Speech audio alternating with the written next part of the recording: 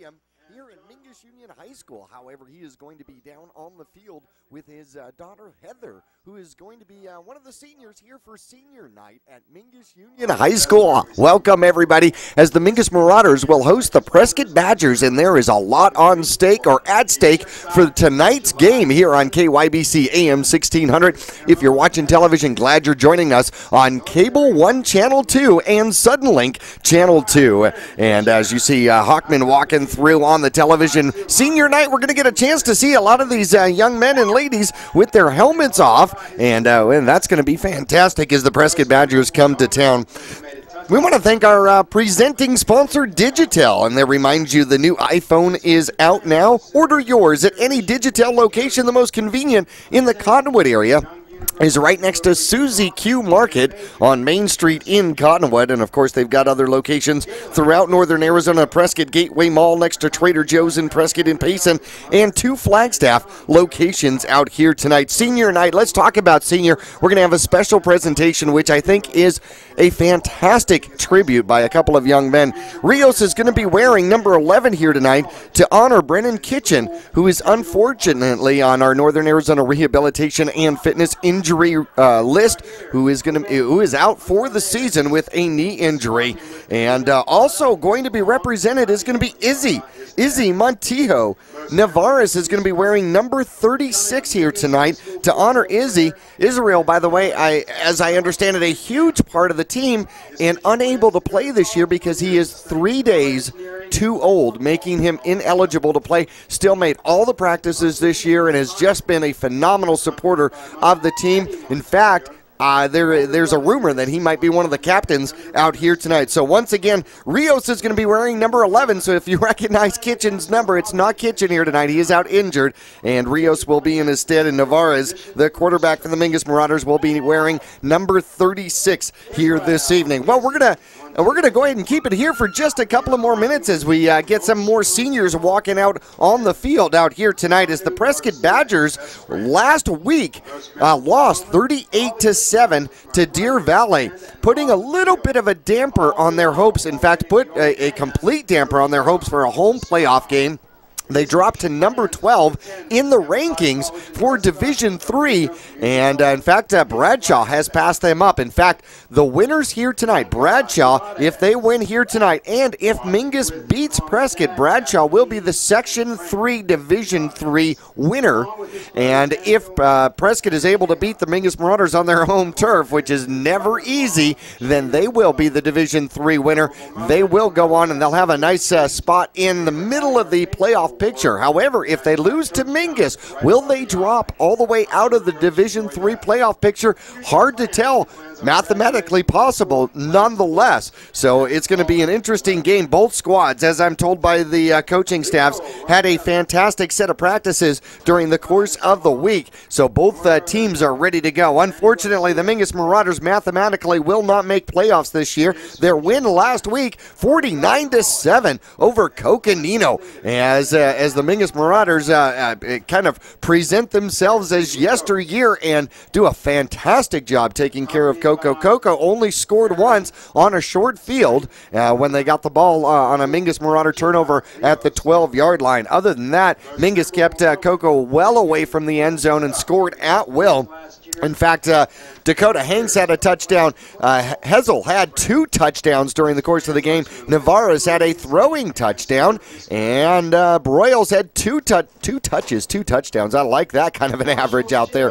Not a lot of yardage for the Mingus Marauders, but they really did need it. Well, they had 517 yards, only 189 yards in the second half, 328 yards of total offense in the first half, and of that, the Mingus Marauders had 390 rushing yards last game against the Coconino Panthers, so they got it done. According to Max Preps, they moved up 308 positions in the national rankings. The state rankings moved up 3, and unfortunately, the rankings that count are the AIA rankings, which you can find at AIA365.com, and in Division III, the Mingus Marauders moved from 28th to 27th, flip-flop swapped with Kingman, and so a 1 point move or 1 place move at that point isn't going to get it done. The Mingus Marauders over the decade end up with their win over Cocoa last week.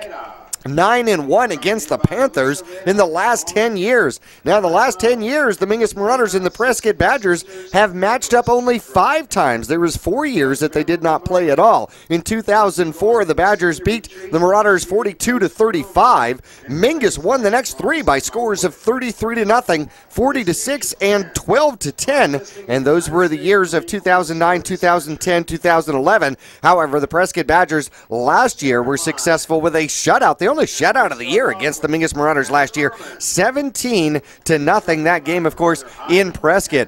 Well, we're going to take a break here in pregame on senior night at Mingus Union High School. We'll return for more pregame action. A look at the upcoming game right after this.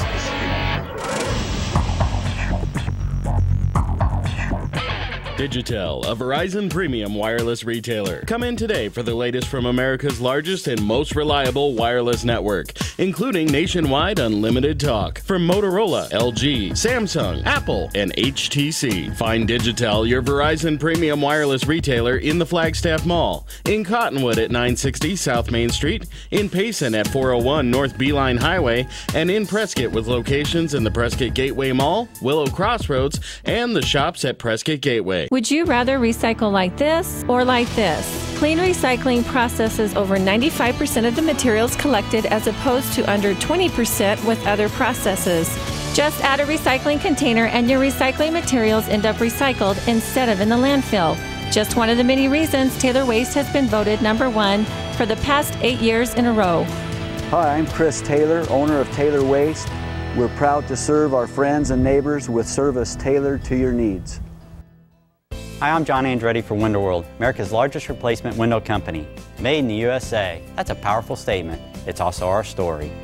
Window World was born here, and the products we sell and install are made here. Our stores are locally owned, so your money goes to work here in our community. We think that making American homes more energy efficient goes hand in hand with protecting American jobs.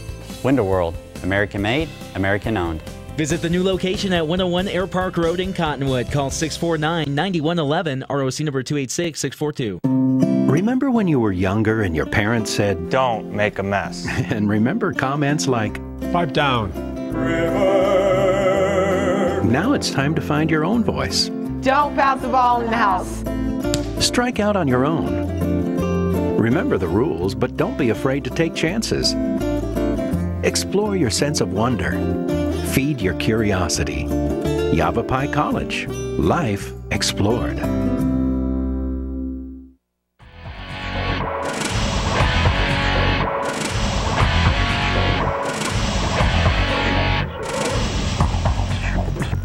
Back here at Mingus Union High School, the Prescott Badgers in town for the final game of the regular season. The Mingus Marauders and Prescott Badgers love this rivalry. Last year, just before break, we were talking about how the Mingus Marauders shut out last year against Prescott 17-0, looking for a little retribution and the possibility to put some major pressure on the Badgers, the possibility of knocking them out of the playoffs. Let's take a look at some of the games around the league through Mingus' schedule. Snowflake in Division 4 lost last week 40-22 to number 2 Sholo. So their losses this year coming to Blue Ridge and now Sholo Cactus.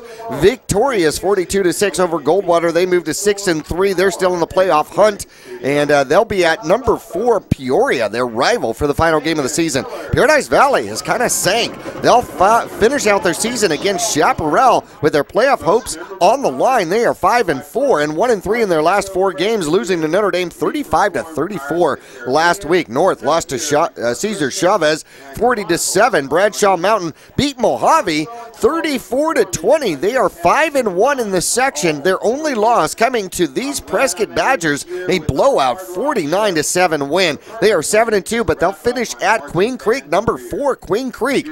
That's going to be a tough final game for Bradshaw Mountain. Flagstaff, they'll finish up against Cocoa. They are 5-4, looking to possibly move 6-4 with a win over Kingman last week of 27-7. However, their playoff hopes might be out of line. Mojave 1-8, lost to Bradshaw 34-20, and they'll host Kingman. and who lost last week to Flagstaff 27-7. They moved to 3-6. Coconino losing to Mingus, as I made mention. Touchdowns everywhere for the Marauders. 49-7. The final of that one. They are at Flagstaff to finish out their season. They are 1-8. And Prescott comes in here tonight at 6-3. They lost last week to Deer Valley, who is a very respectable team, 38-7.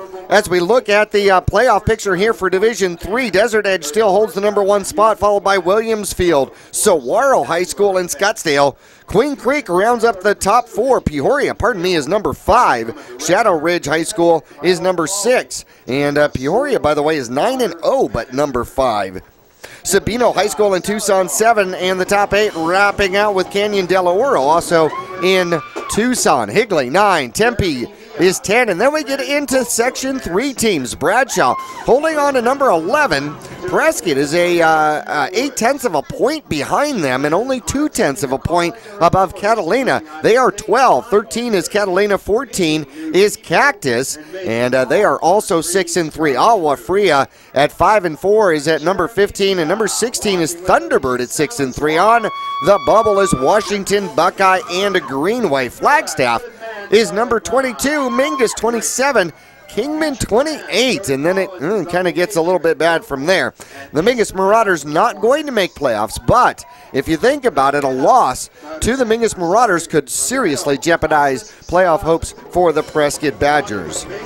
As we take a look at Division II, well, Paradise Valley, who started so well, has dropped all the way to number 25, and we were talking about that Deer Valley squad. They are number 12 and in the playoff hunts in Division II, and they were victorious last week against Prescott. Division 5 kind of looks like this. Yuma, Arizona Lutheran, Joy Christian, and Thatcher are the top 4.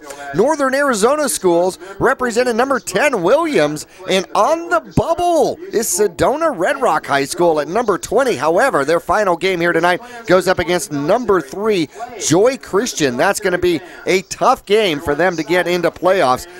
Division 4, Sholo takes the number 1 spot away from Snowflake with that win, who drops to number 3. Right in the middle, number 2, Seton Catholic, who is last year's a winner. River Valley 4, Blue Ridge is 5. Payson sits in at number 15, Wickenburg at 23. Chino Valley, a rough year. They are 2-7 and sitting at number 30. Going into, or well, kind of out of the playoff picture here tonight. The Prescott Badgers is, they've got a young coach, Cody Collette, 32 years old, and this is his first varsity head coaching job. He's got 13 years of coaching experience, formerly the offensive coordinator with Division I schools like Mesa Red Mountain. Oof, that's a powerful offense. And Mesa Dobson, by the way, Walla Dobson, he coordinated 2 of the highest scoring offenses in school history. So the Badgers are definitely about offense, and they have some weapons to do it. Number 1, Kyle Baines is just absolutely phenomenal. This kid has already got 1,350 yards of rushing the ball here already through 9 games. So he's looking to try to get himself to 1,500 yards, and the real key to it is if you can stop this kid from running the ball, well, then you've got a chance. In fact, Deer Valley was successful, and one of the other losses during the course of the season Prescott had was to Flagstaff, a surprising loss, 18-16. But once again, they were able to contain the rushing offense for this Prescott Badgers squad. If you can do that, you've got a chance against Prescott here tonight, and that's going to be the goal for the Mingus Marauders.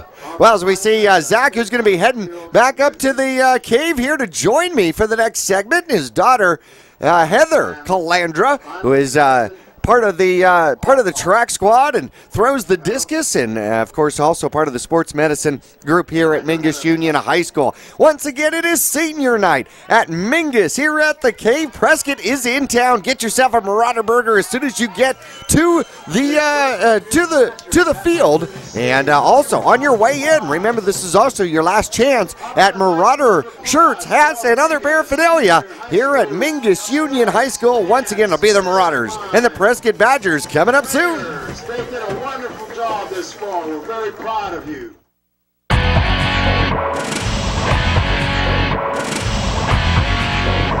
Your local Taco Bell invites you to Live Moss.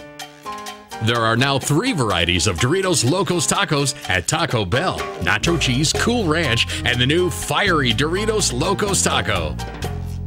Convenient hours, drive-through, and open late every night. Visit your local Taco Bell, located on the corner of Highway 89A and Cove Parkway in Cottonwood.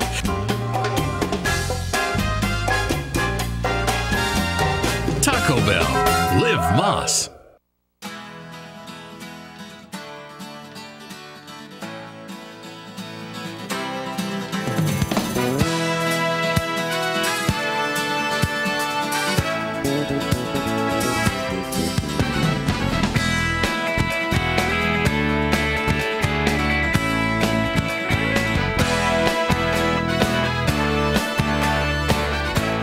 Our whole team is here to help you get the most out of each workout here at the Cottonwood Recreation Center. It's time for the year's best deals on the industry's best-selling machines during the Polaris Factory Authorized Clearance. Rebates up to $1,000 and financing as low as 2.99% on machines built to tackle your off-road passions. Hurry to your Polaris dealer today. Deals this good won't last long. Huge rebates and incredible financing going on now during the Polaris Factory Authorized Clearance. Visit Cottonwood Motorsports at Route 260 and Western Drive. Reese's Tire and Automotive Tire Pros give you more miles for your money. Locally owned and grown, Reese's Tire and Automotive Tire Pros will beat any competitor. Bring your best deal and they'll beat it on price, total service, tire quality, and arguably the best nationwide warranty. For 24 months or 24,000 miles and available at 30,000 locations coast to coast. Get more miles for your money every day from your hometown team, Reese's Tire and Automotive Tire Pros.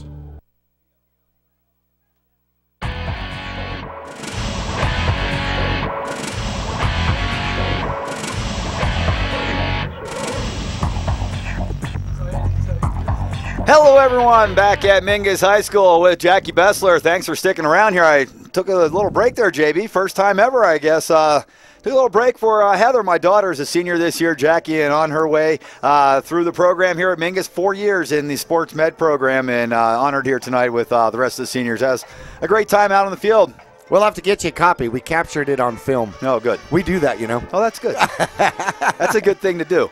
Hey, speaking of capturing, we've got the Prescott band out there, Jackie. This is a school that has really put together a nice band here. They come over with a huge trailer, and their band out on the field right now performing for our fans here and doing a tremendous job.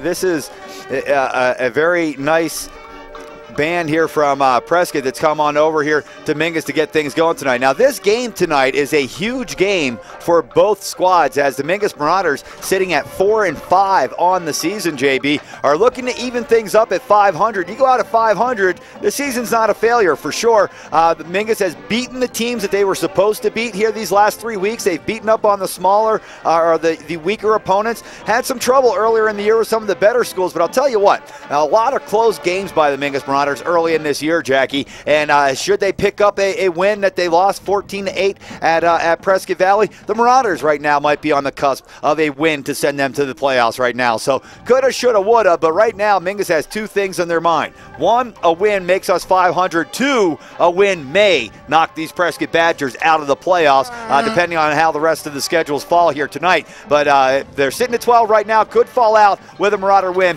A team with a lot of heart and a team with a lot of guts, that's all the motivation you need. We get back to 500, we don't have a losing season, and you stay home next week too. No, right, exactly. You're going down with us. In fact, you know, speaking of honor, let's talk about a couple of kids that are going to be honored out here today. I mentioned it earlier, but quarterback Navarez is going to be wearing number 36, Izzy Montillo's number, who has not been able to play all year because he was 3 days too old and not eligible for his senior year at Mingus Union High School. Which I think is what, 20? I think, no, I'm serious. I'm not sure. I don't think you're allowed to play after you're 19.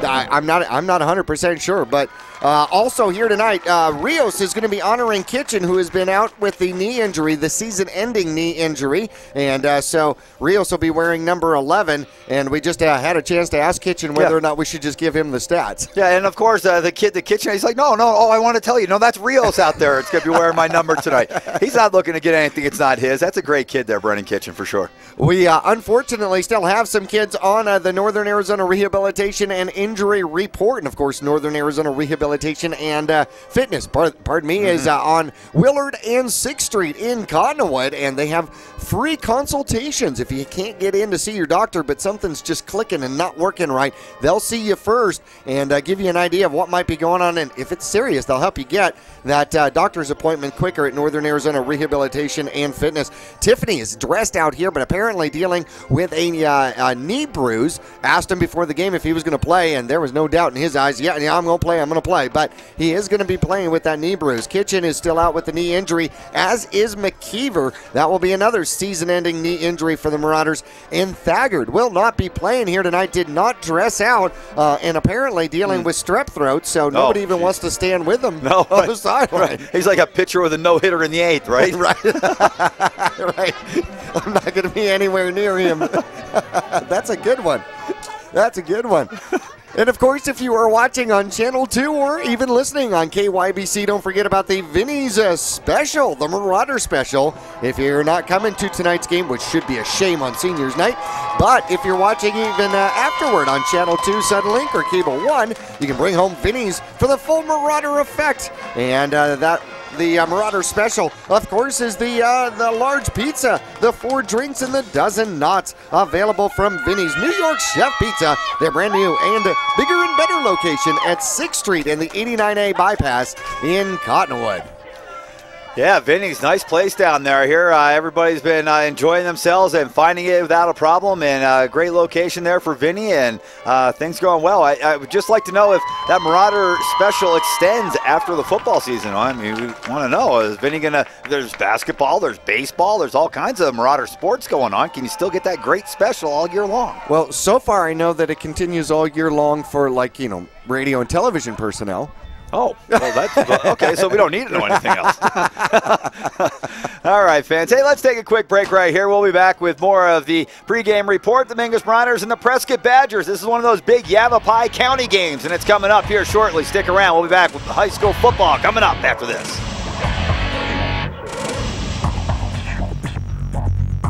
Here in the Verde Valley, it's always a great time to ride. And for all your cycle needs, it's always a great time to visit D&K Service Cycle and ATV. Their certified technicians can keep your street bike or your dirt bike in tip-top shape year-round. Stop in and check out the full inventory of riding gear. At D&K, they can help sell your good used motorcycles too. Go to dkservicecycle.com and find out about the consignment program. D&K Service Cycle and ATV in Cottonwood, a quarter-mile south of Walmart. 2 things we can count on every year: a new set of tax rules and great weather here in northern Arizona. Jackson Hewitt Tax Service, locally owned and operated by Lewis Rice since 1997, is here for you all year long. Your neighborhood Jackson Hewitt Tax Office will help you in all of your taxing situations. Electronic filing is always free with your tax preparation at Jackson Hewitt Tax Service. Get more in return. Call 1-800-234-1040 for an office near you. This is Travis Reed from Larry Green Chevrolet in Hyundai of Cottonwood. People often refer to us as the people place. Let me assure you, whether it's our involvement in the community or with our customers that visit, we make it a priority to keep that reputation. If you're in the market for a newer pre-owned car, truck, van, or SUV, you'll find our selection extensive and our sales team professional and courteous. Visit Larry Green Chevrolet in Hyundai of Cottonwood, 2 dealerships in 1 convenient location just off Highway 260 next to Walmart in Cottonwood. From all of us at Larry Green Chevrolet Hyundai of Cottonwood and the Green Auto Group, we're better, and we'll prove it.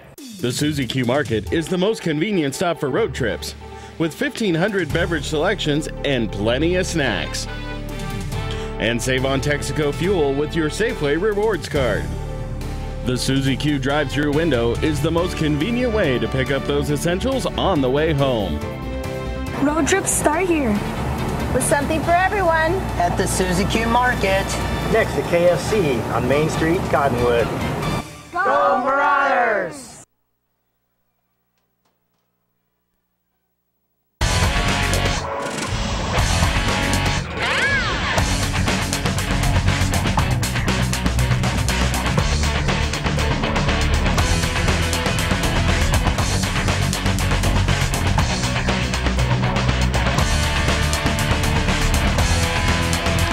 Back at Mingus High School, great night of high school football. Mingus Marauders and the Prescott Badgers. This is a team that the Marauders have gotten to know a little bit here over the years. We had a little hiatus. We're playing them for every year for quite a while. Then we took off for a few years before rekindling this matchup here. And this is a good one. I like this one. With the Prescott Badgers, this is a bigger school, but it's not like it's a school that the Marauders can't handle. Right. This is a team that the Marauders can beat, and this is a good rivalry game. This is the beginning of a good rivalry, I think, between these two squads, and Bradshaw Mountain as well. Bradshaw Mountain, you put them in the mix in this Yavapai County trifecta here, and it's a good rivalry for all three of those squads.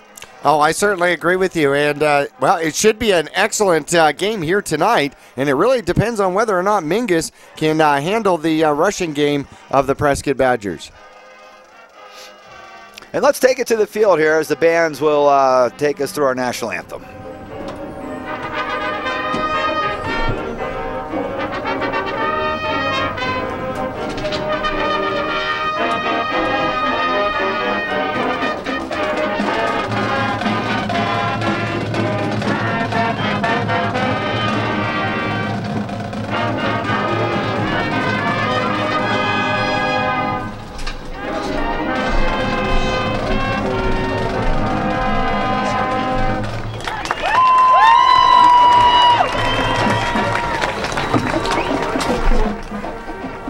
Fans, we'd like to have you notice out in the middle of the field, right around the 35-yard line on the north side of the field, we have what is being added to high school football for the rest of the season, an obstacle out in the middle of the field. This one looks like it's kind of a pyramid or something there, JB, that they got going out there. Maybe some type of an Aztec dwelling or something another. But I think that if I were to kick off, I try to kick it over behind that thing so they don't know where it's coming. Are you kidding? To me, that would be my new offensive tackle. Hey, you remember remember Animal House at the end when they're flying down the road and the big old, yeah. Well, oh, no, the Prescott band's coming out to get it now. That must have been part of their routine. Oh, dang it. How about that? You know, we saw the Harlem Globetrotters 2 years ago, and they were introducing the 4-point shot. It was out near midcourt in that little circle, and if you hit it from there, it was worth 4 points. Great idea. I thought maybe we were coming up with something here, an innovation of high school football. We put the Aztec dwelling out to 35. That would be good, and if it helps slow down the rushing game of the Prescott Badgers, I'm okay with that. For sure, yes. Hey, just work them towards the Aztec. Work them towards the pyramids. There you go. There you go. Well, you see out there the captains for the Mingus Marauders. Baker is out there, and it looks like Izzy is wearing number 7, which is Navarre's number. Navarre's is going to be honoring him tonight wearing number 36. Right next to him. And Broyles, of course, another fine senior for the Mingus Marauders, will be out there tonight. Now, we were talking real briefly about how do you control the Prescott Badgers. Well, last week, Deer Valley did it by holding the Badgers to 49 yards in the air and only 146 yards on the ground, which is absolutely fantastic. If you can keep the Baines from rushing all over the field, then you've got a chance at beating this Prescott Badgers squad. He's got 1,350 rushing yards on the season, averaging nearly 10 yards a carry, and he's got 20 of the 35 touchdowns for the Prescott Badgers during the course of this season. Well, for our fans watching tomorrow and throughout the rest of the week at home, you can see that the Mingus Marauders won the toss and they have deferred, which means that they will kick off to start the ball game. And well, most likely, when you defer, your opponent has a choice. Do you want to receive the kickoff now, or do you want to kick off to them again in the second half? And most teams will take the ball at least once, so Prescott will do that, and the Marauders will kick off. Did you know you could do that? You could kick off if they defer to you and then end up kicking off to them twice. Yeah, I remember Chinley. Chinley. All right, fans, we want to remind everybody that there is going to be some playoff football coming up here, and not tomorrow, I guess, because those games have been postponed or canceled or forfeited, I guess is what it is. Amazingly, yeah. Yeah, amazingly. But playoff football for Mighty Mites comes up. They got a bye week this week. Next week, games start right here at CMS. In fact, it'll be the Lobos and the Marauders in the Mighty Mite squad. And then in the minors division, we got 2 more Cottonwood squads going at it with the Cardinals and the Bears, number 4 and 5 seed in the minors division. Number 8 seed, the Colts. Cottonwood Colts made it, so all 3 Cottonwood squads made it, and they'll go up to Williams. Yeah, good for them. All three Cottonwood teams made it, JB. That's a good sign. Hey, I'll tell you what, the JV team for Mingus, very good this year. The freshman team for Mingus, very good this year. We got those youngsters are all playing good football, and I think the future is bright here at Mingus as far as football is concerned. All right, well, the Marauders ready to kick off the final game of the year right here tonight against the Prescott Badgers. We're glad to have you along here on the radio. The Marauders and Badgers ready to get it going. Mingus at home with their home red uniforms, the silver helmets and the gray pants. The Badgers in their road whites with the blue letters and numbers and the white helmets with the blue and gold P. Marauders, J.J. Jair Jacobo in to kick the ball away, and the south-footed kicker, well, pounded deep into the end zone, and it will be taken for a touchback. All right, well, the Mingus Marauders defense comes out on the field with their opponent starting at the 20-yard line. And, you know, JB, I think I like the way they went with the college game where a touchback gets you 25. Move the ball a little bit down the field. If you're not going to let them return it, then we're going to give them a little extra. Well, that would certainly change some people's decision on whether or not they were going to try to bring it back out, huh? Well, for sure, yeah. You could have the 25-yard line if you don't bring it out. Right. Or you can kick it to the 2 and make them work. I don't know how many times I've seen teams that have run it out, especially when there's so little time left on the clock, and you wonder why. Badgers come out with their quarterback, number 17, Will Kempner, in the shotgun. He's got one receiver to his left, wide receiver on the right and the left, tight end working on both sides of the line. Hand off to the back in the backfield. He'll go right to the middle of the line where he's being bounced around, going sideways. He'll have a gain of a yard, maybe 2. Looks like the guy on the other side of the field is going to give him 3 yards on the carry. And Chris Wright, I believe, 31, was the ball carrier. And first down, 3 yards, 2nd and 7 now from the shotgun. Kempner with a man in motion now from the right to the left. Will hand off again, going to the left side of the Marauder defense, or the right side of the Marauder defense, left side of that offensive line, and they switch the backup. This time it's 32, Sterling Johnson with the carrier. So 31, Chris Wright carried it first. 32, Sterling Johnson had it second. And let's keep our eyes on 33, Lucas Stodsdill. Actually, I'm surprised it hasn't been number 1. From the shotgun, high snap. The quarterback's going to keep it. There's number 1 in at quarterback, running the Wildcat. That's Kane Basie. Kane Basie with the run that time. He's a senior, 5'10", 180. He's a feature back, and he lined up at quarterback, took the snap, ran right, and on 3rd and 1, picked up about 4, and it's first down and 10 Badgers from their own 34-yard line. Quarterback Kempner comes back into the ball game, and he'll look to hand off again, going to the middle of the line. It's the first guy, Wright, with the carry, and he'll have a couple of yards, and that's about the end of that carry for him. About 2 yards. Well, if we're patterning, then number 32's Johnson will get the ball next. Right, Johnson should get it next, and then number 1 will come in. Well, number 1's in at quarterback right now again, Kane Basie. Basie now with a man in motion from right to left, takes a high snap, and he'll run to the right. And he's still on his feet, now hit by a host of Marauders across the 40-yard line, and he'll fall forward for an extra yard to about the 42 or 3, and it will bring up 3rd down and short once again. Well, the Badgers have been put into a 3rd down situation twice on this drive, but both times it's been within a yard or 2. And back to the no-huddle offense. Split 2, trips on the left-hand side. Tight end working the right. Here's a man in motion, empty backfield. Here's a snap, and the quarterback, Basie, will run. Basie with a hole on the left-hand side. Now breaks into the open to the 40, to the 35, to the 30. Caught again by the Marauders and spun around and down at about the 22-yard line. And another big run that time. Dakota Hanks was the player that made the play for the Marauders. And Kane Basie with a big run has his team set up first down and 10 at the Marauder 22. Well, that's what that kid has done all season long, a little bit of green, and he takes advantage. Out of the game now as Kempner comes back in at quarterback. He'll take the high snap, and it's over his head, and now there's a race for it. It's a loose ball, and the Badgers come up with it. A Marauder there to hit him as he goes to the ground. It's going to be a big loss on the play back to the 35-yard line. We've seen a couple of high snaps already. That one flies over the quarterback's head, and the Badgers lose about 12 yards on the play. 2nd down and 22 now for Prescott. Well, that's been the best defensive play for the Mingus Marauders so far. Let's see if they can take advantage right now. Pin the ears back and come and get him, boys. Trips on the left. Quarterback from the shotgun. Man in motion from the slot, coming to the right, and a fumble. Ball's loose on the ground. Quarterback picks it up. It's Bays, and he'll have a couple of yards on the carry before being clobbered by two Marauders. It looked like the second man in there, Isaiah Baker, teed off on him.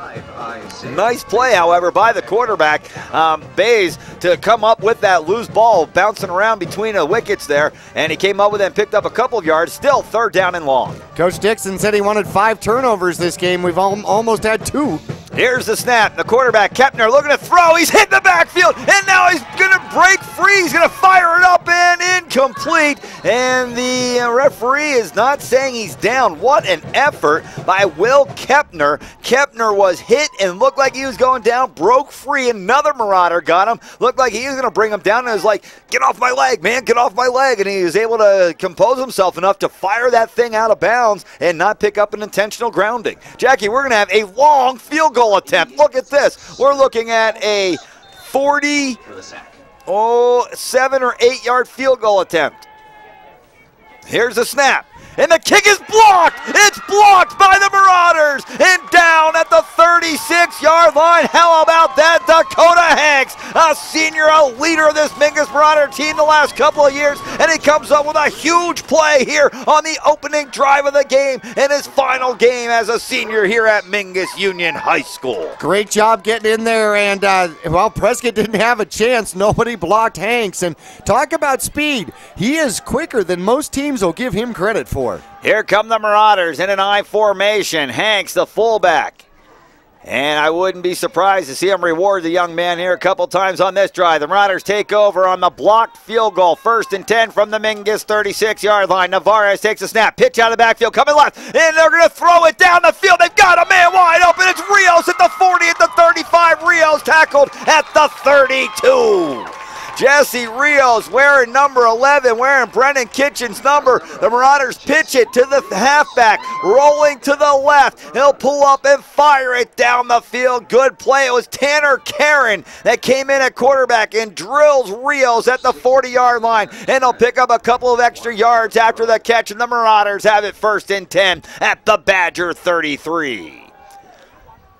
Mingus looking confused now. They're going to have to call timeout as they come out in a formation at 3 guys standing in the same place. And here we are, 4 minutes into the ball game. The Marauders use their first timeout. We'll be back after the Mingus timeout. No score here early on Marauders' first drive.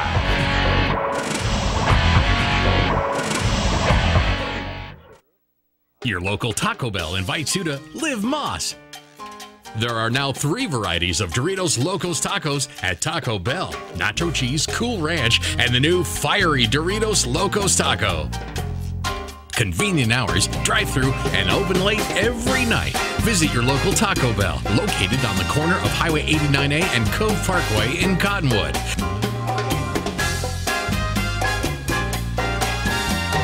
Taco Bell. Live Moss. Back at Mingus High School, the Marauders with a big run down the left-hand side, and it's going to be Rios again. Rios has a first down for Mingus just outside the 10-yard line, down to the 11. Now they're going to mark him at the 12. First down and 10, Mingus at the Badger 12-yard line. Wow, Rios has a bunch of yards already here. He's got the 32 yards receiving, and he'll pick up another 19 yards on the run. First down and 10, Mingus, and they will hand off left-hand side to Rios this time. Nowhere to run as they're able to catch up with him and knock him down. Maybe even lost a couple of yards. Well, Bays comes in and turns around and plays some defense out there and makes the tackle on that one. The Prescott Badgers come in here tonight. They've got a boatload of sacks on the year. In fact, that's going to be something the Marauders are going to have to watch. 27 sacks. Second down and 14, Mingus. Navarre set under center, has a man in motion, and Navarre is going to keep it himself to the right side. Navarre is down to the 5, still on his feet, and now will be knocked down right at the 5-yard line, which will bring up third down now for Mingus after a gain of 8 on the play, and it will be short yardage. Third down and 2 here for the Marauders. I'd have to imagine that this is 4-down territory. If Mingus doesn't pick it up here on third down, they're not going to kick. Well, they might with Jacobo being a senior, might give him a chance to kick that 3, but I don't think so. Not this early. I think the Marauders are looking for 7. Let's go for 3 when we're already up by 21. Double tight end formation. Here's the snap, and it's going to be a keeper again. Navarez looking to throw to the corner of the end zone. It's caught in the end zone as he inbounds. Touchdown,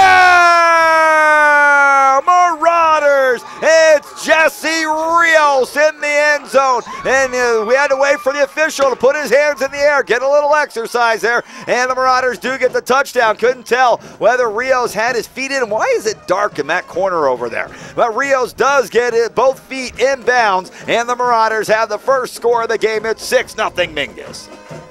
Because we ran out of budget. Here's the kick by Jacobo. It's up, it's straight, and it's good. 7-0, the Marauders lead here with 6:47 left to go in the opening quarter. We'll be back with the Mingus kickoff coming up right after this.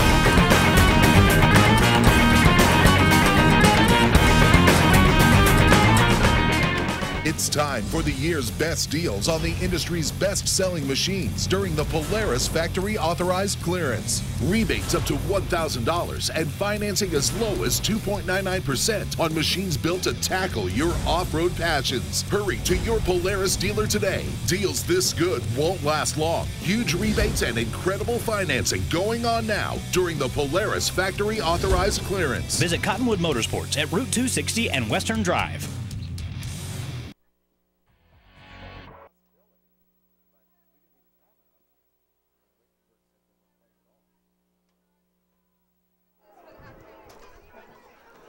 Back at Mingus High School, the Marauders strike first, 7-0 Mingus, and they're ready to kick off for the second time here in this opening quarter of play. Jacobo, who just made the extra point, kicks it away. It's high, it's deep, it's 2 yards in the end zone, and the Badgers once again start from their 20-yard line. So Jacobo banging them deep here tonight, JB. Like to see that. The youngster getting some good kickoffs and keeping his opponent pinned deep in their own side of the field. Well, that is such a weapon, especially in high school football when you force your opponent to go 80 yards. Man, sometimes we saw on the Prescott Badgers' first drive, they put the ball on the turf 3 times, fumbled and stumbled it. So, I mean, that happens. Sometimes it's one play. Right. Sometimes. First down and 10. Here come the Badgers. Quarterback Will Kepner in shotgun once again. He's got one back behind him and a back in front of him, and he'll hand off to the guy behind him. That makes more sense than handing it off to the guy 3 yards in front of you. It's almost like they have a guy back there like in a punt formation or something, you know? Well, one of those protector guys. Yeah, he's back there in case you fumble. Yeah. Or maybe that's for the high snap, right? Yeah. Chris Wright. Well, that's the guy behind him. Snap it to the second guy back. 2nd down and 7. Here's the snap, and the quarterback looking to throw. And he's going to be hit and drilled. A big sack by the Marauders. Levi Collins. He flying through there and smashed the quarterback for a huge line. I'm not sure it's Collins. I think it's Baker. I think it's Isaiah Baker that got in there that time and just crushes him. No, it's not Baker. It's Levi Collins. It comes up with a big hit for the Marauders. There's Baker, 55, coming in right behind him. Those two are going to celebrate that big hit. 3rd down and 17 now for the Badgers. Marauders got him pinned deep. Here's a snap. Quarterback looking right, throwing left on the screen pass. Has a man. Catch is made, and he's trying to get free on that sideline, but nothing doing there. The Marauders were able to gather him up and bring him down. Shy of the original line of scrimmage. It'll be 4th down and about 11 here for the Badgers, and that drive did not go the way they had anticipated. The Marauder defense with a big sack from Levi Collins forces a punt from deep in their own territory. Well, great job and great coverage for the Mingus Marauders. The little dump pass to the side isn't going to go far enough. Mingus with a return man standing at his own 44-yard line. There's a snap, good snap, and the punt is off. It's a wobbly punt that is going to go way out of bounds, and the Marauders are going to get huge field position out of this. Look at the referee going. He's got his track shoes on as he's running down the sideline, giving the Marauders great field position at the Badger 37. Holy cow, that is fantastic. So that becomes a net punt of about 18 yards for the Prescott Badgers. We like it. Here comes that Marauder offense that moved the ball down the field at will. A lot of Jesse Rios on that first drive. Yeah, that was his drive. We'll see who they pick next. Well, they got Zach Simmons coming out on the field right now. Okay. He's only a sophomore. They've got 2 wingbacks on the left. Looking to throw to one of them. It's Helsel. Helsel catches the ball and looks up and sees a bunch of white running at him. He's able to tuck it and duck, and he picks up about 3 yards, maybe 2. They're going to mark him right around the 35, not even quite to the 35-yard line. He saw big old number 7, Jared Telehauer, 6'1", 240-pound senior barreling down at him. And, well, there's sometimes as you grow, you learn that you get down, you live to play another day. Right. Well, by the way, that young man leads their team with 9 sacks. Here's the Marauder run up the middle. Looks like Collins that time. And he's going to have a couple of yards. No, I'm sorry. It's Dakota Hanks, 23. That bangs in there. Well, I thought Collins because he looked bigger. Hanks buffing up here for the final game of the season. And he's got a couple down to the 31. Mingus needs to get to the 27 for a first down here on third. Helsel had 2 touchdowns, 2 rushing touchdowns last week against Coconino. Freshman Galloway, wide right. Sophomore Simmons, wide left. Quarterback Navarez looking to throw. Navarez now is going to run it himself. He's got a hole, and he'll have a first down. Good read that time by Navarez. He was bouncing around in the pocket. I don't see anybody on the left. I don't see anybody on the right. There's nobody in the middle. There's nobody in the middle. And he ran right through the middle, and he picked up a first down. You're absolutely right. It did look like that. Hey, there's nobody in the middle. When does that happen? First down and 10, Mingus. And he got it to 26, so he got it by a yard. That's all it takes. First down and 10 play, and they're going to sweep to the short side of the field, looking for a block. Helsel cuts it back into the middle, and he's down at the 20. Well, maybe. Could be the 21. Looks like the 21 and a gain of 5. Second down and 5 now for Mingus. And Jackie, the clock now down to 3:35 left to go here in the opening quarter of play. And it's just ticking away as the Marauders are just chewing it up, running the ball at will down the throat of these Badgers. Which is absolutely fantastic. It looks like Mingus really came in with a wonderful game plan against Prescott here. Prescott hasn't been able to get anything going. Here's the second down play, and it's going to be Navarez trying to run. Navarez being hit in the backfield. Navarez going down. A big loss. Well, it's not going to be too bad, I don't think. They're going to mark him at the 27-yard line. So it's going to bring up third down and 11 here for the Marauders. Tethenholler gets his 10th sack of the year. What'd they do, move it back another yard? Appears so. Yeah.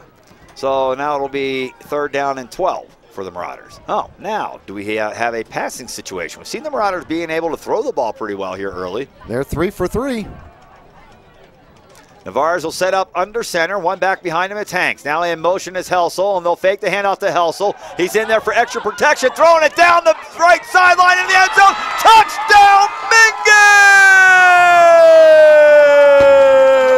From 28 yards out, Navarez to Rios, and the Marauders add on. 2:25 left, opening quarter of play, and Jesse Rios has his second touchdown of the quarter, 13-0 Mingus, and we've got the extra point coming up here from Jair Jacobo. Well, this is getting confusing. Who's going for the Digital Player of the Game, Navarez or Rios?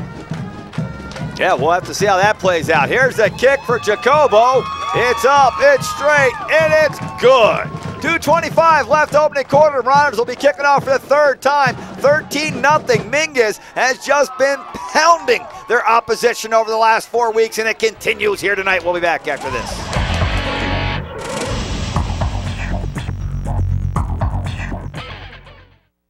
Hi, I'm John Andretti for Window World, America's largest replacement window company. Made in the USA. That's a powerful statement. It's also our story. Window World was born here, and the products we sell and install are made here. Our stores are locally owned, so your money goes to work here in our community. We think that making American homes more energy efficient goes hand in hand with protecting American jobs. Window World, American made, American owned. Visit the new location at 101 Air Park Road in Cottonwood. Call 649-9111, ROC number 286642.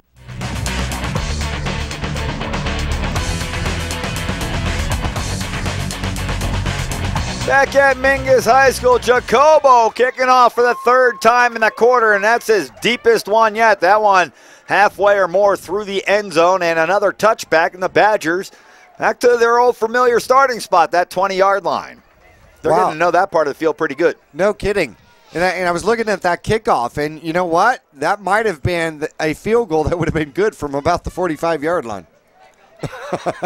You know, Jacobo's got that kind of a leg. He does. He does. He's 2 for 3 in field goals this year. First down and 10 Badgers as they bring Basie back in at quarterback. And here's a snap, and looking left, now he's going to run left. and he's hit and continues forward. This kid, 5'10", 180. Okay, he's not bad size, I guess, but he's strong, it looks like. When he's running the ball, he looks very strong out there, not easy to bring down.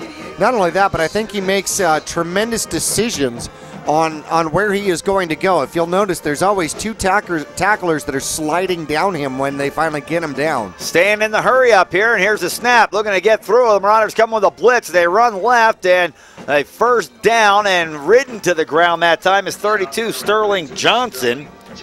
Johnson will have a first down as the ball is moved out to about the 33 or 4 yard line, and the Badgers 2 plays in a first down. Being down by 14 points here in the opening quarter, they're going to stay in the hurry up, JB. They feel like they're in a pressure situation already.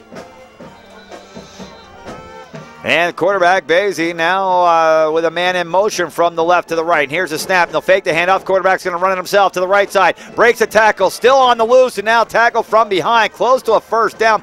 And they're going to give him a first down. I don't like the way these officials mark where the ball's down. They mark where the guy stops rolling, not where he hits the ground. I've seen that twice now. They've marked the ball where the guy stops rolling and not where he hits the ground. Well, as long as they're consistent, right, Zach? I guess. It's consistently obvious to me.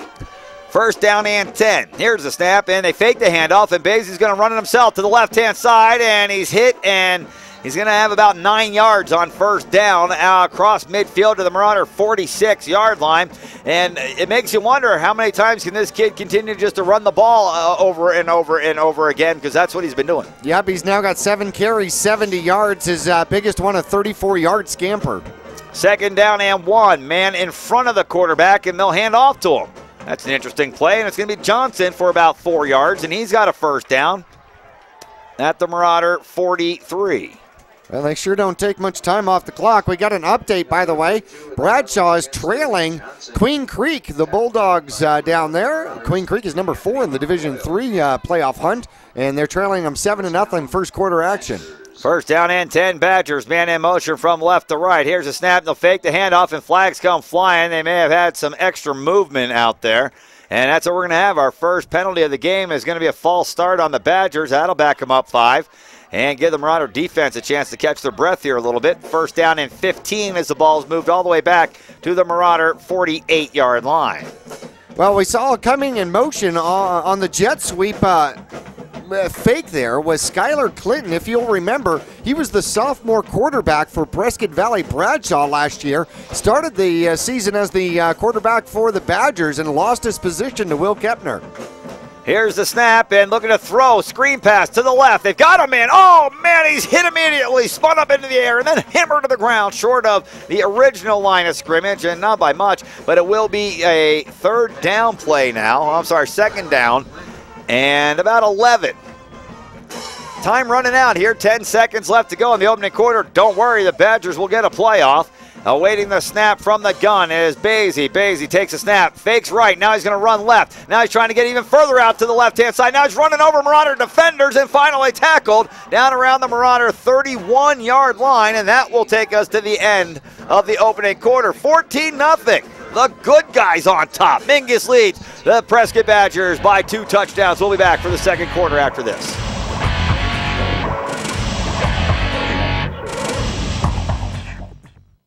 For almost half a century, Verde Valley Guidance Clinic has helped people seeking recovery from mental illness and substance use disorders. Now is the dawn of a new day in healthcare. With the addition of Valley Medical Center and Verde Valley Connections Primary Care, we now offer a balanced approach to healthcare. Our pediatricians, physicians, and nurse practitioners are available to assist children and adults of all ages to get well and stay healthy. New patients are welcome. As the oldest community behavioral health clinic in northern Arizona, the professionals at Verde Valley Guidance Clinic have helped thousands of families and individuals reach their recovery goals. Our 2 primary care offices are located in Cottonwood, with behavioral health facilities in Cottonwood, Camp Verde, and Sedona. Our clinics now accept Access, Medicare, and private insurance.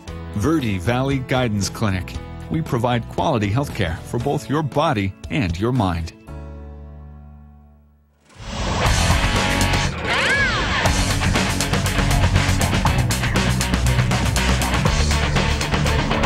Back at Mingus High School, Badgers snap the ball on first down and 10.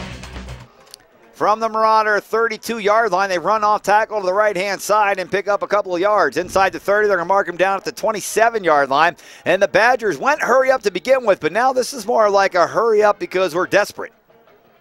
Could be. I think they run this way all the time, though. Here's a snap, and this time it's, oh, man, again we see a Prescott Badger get tackled where he gets hit around the waist or a little bit lower even and kind of flips up in the air. And that time it was the starting quarterback, Will Kepner, that got the snap and ran. Now, ordinarily, it's this other kid that we see coming in now, Kane Basie, that's been the running quarterback. 3rd down and 3. See, the Marauders can catch up to him here. He's got a man going in motion right. I wonder which way he's running. He's running right. And the Marauders catch him, and it's going to depend on the spot. Looks like a good spot coming from the far side of the field, though. It's really close. The good thing is that was one of the first times we've seen Basie go backward, not forward when he hit the ground. After the hit, yeah. Well, now with that spot, it's going to be 4th down, and the Badgers are at the line of scrimmage in a hurry. It's Kepner in at quarterback, and he's going to run himself out of the 1st down inside the 20. Well, you kind of saw that coming. It was 4th and really short. They brought in the bigger quarterback, Kepner, who is not much bigger. A couple inches and 5 pounds. That's worth something. Those extra couple inches. Well, the Prescott Badgers already have 98 rushing yards in the game. 1st down and 10 at the Marauder 19-yard line now. Man in motion from left to right. Quarterback Basie takes a snap high over his head, and he'll run to the left. Stays on his feet, and now finally, after using his hand to stay up for an extra yard or two, his knee hits down at the 15-yard line, and a gain of almost 5 on the play. And the Badgers, again, quickly up to the line of scrimmage, shuffling players in and out. Kepner returns in at the quarterback position. 10th rush for that young man. And they'll hand off this time going to the right-hand side to right. Right is going to make the first man miss and get down around the 10-yard line where it's going to be close to another 1st down. But I believe I see the officials putting 3 fingers in the air saying it's 3rd and short here for the Badgers. Mingus needs a negative play here. Basie comes back in at quarterback and lifts the left leg, points to the guy coming from the left, and it snaps over his head, and Basie's going to pick it up, and he's in trouble, being flushed down the pocket. Wow, a huge hit by the Badgers, but the Marauders get to the ball carrier, and he's down for a huge loss, back to the 23-yard line. It's going to be 4th down and about 13 or 14 here for the Badgers, and Jackie, you just said the Marauders need a negative play. The snap over the head, the pursuit by Mingus. Watch this big hit coming up here by number 8. Let's see who he takes out. It's somebody that doesn't have his head on a swivel, and Dakota Hanks, it looks like that time, was a recipient of a big hit by number 8, Skylar Clinton. But the Marauder defense able to catch up to the ball carrier and bring him down. We've got a timeout on the field, 9:20 left to go in the first half, 14-0 Mingus. The Badgers have it 4th down and 15 from the Marauder 24-yard line. I believe, Jackie, that they called a timeout to discuss whether they want to go for it here, being down 2 scores in the first half of play, or whether they want to bring out their field goal kicker who had one blocked earlier on a 48-yard attempt. Well, they were trying to go for the long one, or we'll see what they're looking to do out here. They've got 56 kicking points on the season. Let's see how he has done in field goals. He's 6 for 8, and holy cow, is that correct? 6 for 8, and his long for the season is 39 yards. And it looks like the Badgers will go for it on 4th down and 15. And the snap is rolled back to the quarterback, and he'll pick it up and fire down the middle of the field, in and out of the hands of 33, Lucas Stogsdill. We knew he was going to have it at some point tonight, and as soon as it went through his hands, the Marauders pounded him to make sure that the ball wasn't coming back to him, and Mingus takes over on downs. Man, he was wide open in the middle of the field, JB, just a little bit out of reach, and then Mingus made sure he had no second chance. Holy cow, last 2 snaps, we've had one over the head and 1 ground ball. Man. He's two extremes. Yeah, center is having some serious issues. I wonder if they're missing their starting center or something. I think it's Isaiah Baker standing over him, snarling at him. Remember me? First down and 10. Mingus, they're going to come out firing to the left-hand side. Catch is made. It looks like Simmons. He's got the stature of Simmons, and it is Zach Simmons with the catch and out to about the 30-yard line. A gain of 6 on the play for the Marauders. Second down and 4 now. Mingus moving some players in and off the field. Well, Simmons lined up as a receiver out there, normally the tight end position. No, he's been lined up at a receiver here tonight. That's a nice target at receiver. So is Galloway. Yeah. And now they've got Tanner Karen, who threw a long pass earlier in the game from a halfback position, lined up on the right, and they're going to hand off going to the left to Rios. Didn't fool anybody.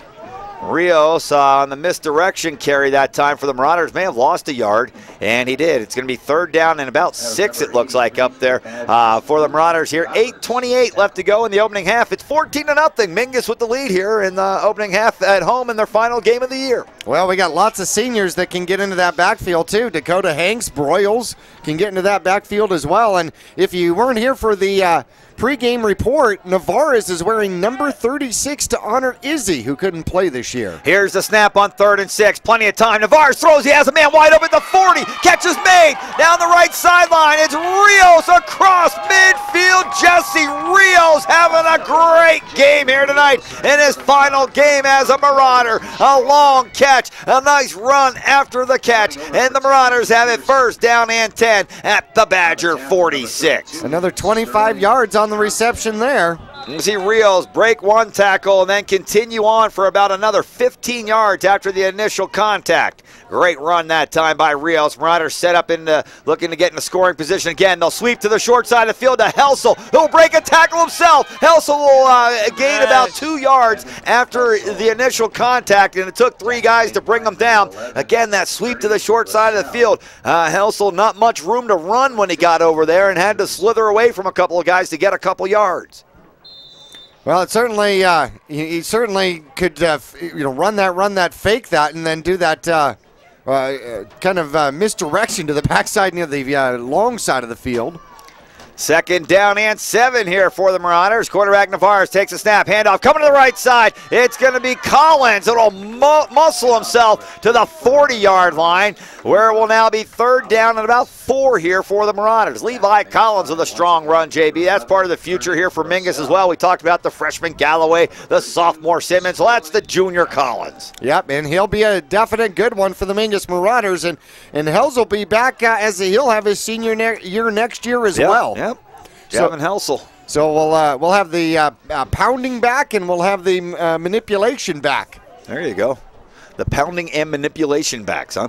Yes. That'll be tough to say next year. And we've got movement. I think a Badger came across first. Hockman moved as well. They're going to get the Marauders for a false start. First penalty of the game here on the Marauders. And now instead of 3rd and 3 or 4, it's going to be 3rd and about, looks like they're making about 8. Yeah, that one's kind of costly. Although the Mingus Marauders have been able to throw the ball extremely well. They're 6 for 6 here throwing the ball in the first half. Wow, that's impressive. From 2 different quarterbacks. Yeah, from 2 different, yeah, absolutely. Navarez looking to throw again here. Now he's flushed out of the pocket, and he'll throw a jump pass, and it's complete to the left-hand side of the field. Oh, no, they're going to say he caught it out of bounds. Javin Helsel came down with the ball. There's no doubt about that, but he must not have had his feet in. Would have been shy of a first down. However, it would have been 4th and 1. I guarantee you we'd have been going for it. Yeah, I'm not sure we don't go for it here anyway. I think it'll be a fake. Watch the fake here. The punter, Marshall Schill, is in to punt the ball. 4th down and 8 for the Marauders. There's a snap, and Schill will punt it high in the air. And it will bounce into the end zone for a touchback. Well, at least the Badgers starting where they're used to at the 20-yard line. That end zone looks far away down there. The Marauder defense coming back out on the field. Let's take a break. We'll be back with the Badger offense after this.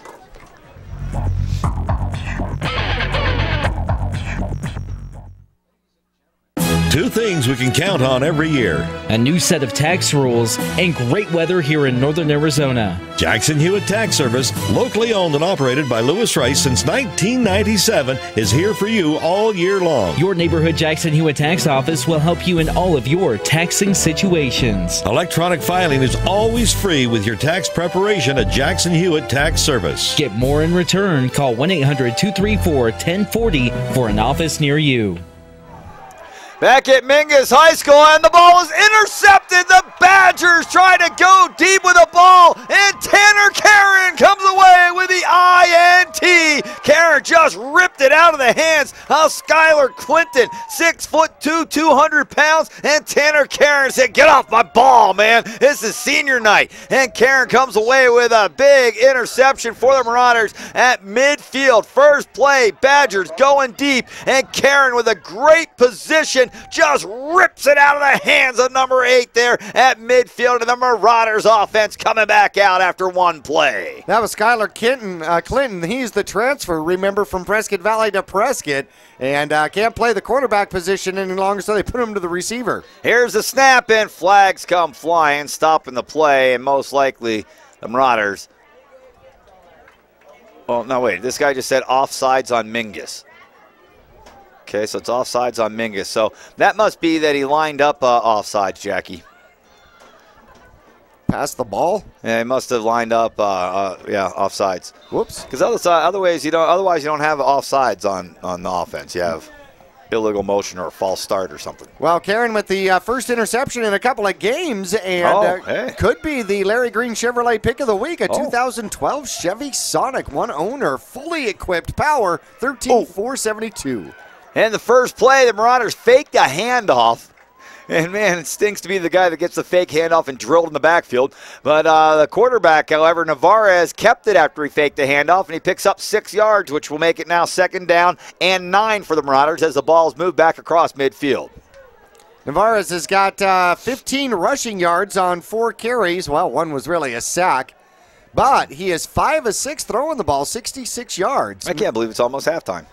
Yeah. Game's going by quick. And Mingus has more throwing yards than they have rushing yards. How about it? They're looking to throw again across the middle. They got a man. It's the big tight end, Zach Simmons, with a big first down across the 40-yard line. He'll be tackled at the 38, first down and 10 Mingus. And Simmons has been a weapon here tonight for the offense. Well, Simmons has got a future, and he's going to be a weapon for a while to come. Man, we saw the picture of his brother. Remember Luke Simmons here, the quarterback, and the non-dressers for NAU have to do workouts. He had to do squats up and down the field with a 45-pound weight on his legs. Here's a handoff for Mingus going to Helse on the right-hand side. Helse on the 30-yard line, still on his feet inside the 30, down to the 25. A first down carry of 13 yards and another first for the Marauders. At the 25-yard line, the Marauders encroaching on the red zone, leading 14-0 here with 5 minutes left to go in the opening half. Everything seems to be working for the Mingus Marauders, and they are just having a fantastic game out here. Zach, it isn't like they're playing Coconino. Prescott is a formidable foe. This is a playoff team right now. Marauders going to run the ball. It's going to be Navarez breaking tackles. Navarez still on his feet to the 10-yard line. He'll be tackled there, but a flag came flying in down around the line of scrimmage, and that's most likely going to be a hold on Mingus. When you see that flag coming in that area, JB, where all those big uglies are down there smashing themselves together, the Marauders are going to be backed up after a nice run down to the 10-yard line. Man, that's going to be a big penalty on Mingus. Well, this is so far one of the best games we've seen from our starting offensive line out here tonight, consisting of quite a few seniors, by the way, on senior night. Tyler Bond, Alec Eppinger, Galen Leo, another senior on the line, Robert Shelley. Against the Marauders. Jake Hockman's out there along with Isaiah Baker. I was just going through seniors. Seniors, yes. Shelley's not playing with the Marauders anymore, though. Oh. First down and 10 for Mingus. And here's the snap, and it goes to the right-hand side, and it's a big hole. It's Dakota Hanks. Hanks with a run inside the 15, and he's got a first down. Well, we'll take your hold, and we'll run it down to a first down anyhow. To the 12-yard line, maybe the 13, Dakota Hanks with his first big carry of the game. He's got 2 carries now, 21 yards. And when he gets into open territory, I'll tell you, if you don't hit him at the line of scrimmage right around the big trees, boy, he just skims out somewhere, shoots out like out of a cannon. Right, yeah. Zoom, there goes Hanks. Let's see if they reward him again here. First down and 10. They're going to go to the right side to Helsel. Helsel behind Hanks. Here's a reward. Go hit that big guy. Open up a hole for Helsel. 4:10 left, opening half. A couple yards, not much on that one. Brings up second down and about 8 for the Marauders. Now, they can get a first down if they get it down between the 4 and 3 yard line. Well, one thing about Hanks that I have noticed, that kid will do anything you ask him to do. If you want him to play linebacker, he'll play linebacker. If you want him to block all game, he'll block all game. You get to track season, you want him to run faster than that guy? He's going to run faster than that guy. Absolutely, and when he gets the ball, he just gives it everything he's got. Here's a pitch coming to the left-hand side to Rios, looking for a block. He's going to get it to the sideline and out of bounds. Well, he got the block to get him away from the backfield, and by the time he got to the sideline, he couldn't cut the corner and head upfield. Instead, he just run out of bounds at about the 9 yard line, as it looks like, is where they're going to mark him. So Marauders need to get down to about the 4 and maybe the 3.5 to get a first down. Well, that'll be Rios' 4th carry of the game. He's only been averaging 3 the last couple of games, so he's above average. Now, interesting enough, if Mingus did go for or had to go for a field goal, they could still make it a 3-possession game. Here's the third down play. Navarez rolling right. Navarez looking at the end zone. He's going to throw to Simmons in the end zone, and a great play by the defender who came up from behind, Andrew Peterson, with a good defense that time on Zach Simmons. He was trailing behind him, and as he saw that ball coming to Simmons, he had that little extra burst to get his hand out in front of Simmons and knock it away. Nice defensive effort. I'm not sure Prescott really intended or expected to have to get defensive backs in there. And Jacobo is going to get a chance to put a 3 on the board for the Mingus Marauders. This will be from the 16-yard line, a 26-yard field goal attempt from the left hash mark. The left-footed kicker, good snap, good hold. Kick is up, and the kick is good! JJ for 3 in the Marauders lead. 17-0 with 3:22 left to go in the opening half of play. Jacobo, a bunch of kickoffs in the end zone, and now a field goal to boot. We'll be back with a kickoff coming up after this.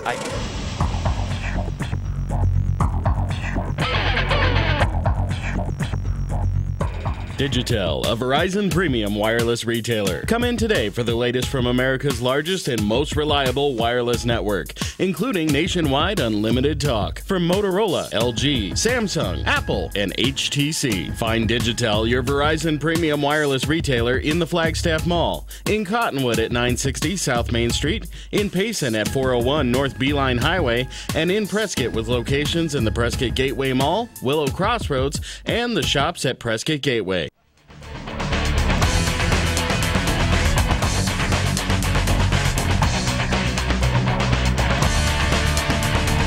Back at Mingus High School, Jacobo's tired of these guys starting at the 20. Kicks it on the ground. Is picked up at the 10 and hit and down at the 21 yard line. Best starting field position for the Prescott Badgers here today. Yeah, they may have given him an extra one. He got to the 22. Field looks short from there. Don't need binoculars no more. Yeah. Yeah, the Marauders bringing some players out on the field right now. Looks like 21, I believe that's Kelly. It is Pete Kelly coming out on the field. Another sophomore getting some PT here. He's a good one. I like him. He's not the big stature, but, man, he'll bring a hammer when he comes to hit you. And he's scrappy. Right, exactly. I mean, he gets into that backfield so many times. Oh, it could be a rusty hammer. There you go. Basie in the backfield at quarterback. He'll take the snap, and he's going to fake the handoff and run it himself to the left-hand side. The Marauders hitting him, and the pile continues to matriculate forward. Bring them down. That's because they keep trying to strip. Yeah, that's true. They're going for the strip. Neil Dixon encouraged his squad. He said, I want 5 takeaways. Yeah. Mingus has 1. And he'll take 0 takeaways as long as it matches the number of points they put up on the board as well. Well, that was the other goal. Shutout. Second down and 3. And a man in motion from left to right. And the quarterback will fake the handoff to him and now keep it himself. And it's Basie again. He'll have a first down and somehow pops out of that pile again for an extra 3 or 4 yards after it looked like the whole pile was stopped. And it was. The pile was stopped. Just Basie wasn't stopped. He popped out of that pile for a couple more. Well, he now has 13 carries on the game. Prescott Badgers not wasting any time. Right back into the line and the formation, ready to snap it away. Here's a snap as they brought Kepner back into the ball game. He's throwing. He's got a man on the right side. Catch is made across midfield. It's Elijah Smith with the catch, and he'll have a first down as they will mark him out of bounds at the Marauder 48-yard line. 12 yards on the reception, and that's their longest pass play of the game. First down and 10 Badgers from the shotgun. Snap and rolling left, and we got a foul, a flag on the play. Passes onto the left, caught and immediately down Skylar Clinton. But we had a flag that came from the umpire way back downfield there, JB. And that came from the backfield. It'll be interesting to see what this is. It was thrown immediately as the snap was made. If it was a defensive holding, it would be 5 yards and an automatic first down. You would imagine they'd take the reception of 7 yards. I think he said too many men on the field on Mingus. That helps the backfield. Yeah. That helps the defensive backs, right? Sure. That's the quarter package. No, that's the dime plus one. Now they're going the other way with the ball.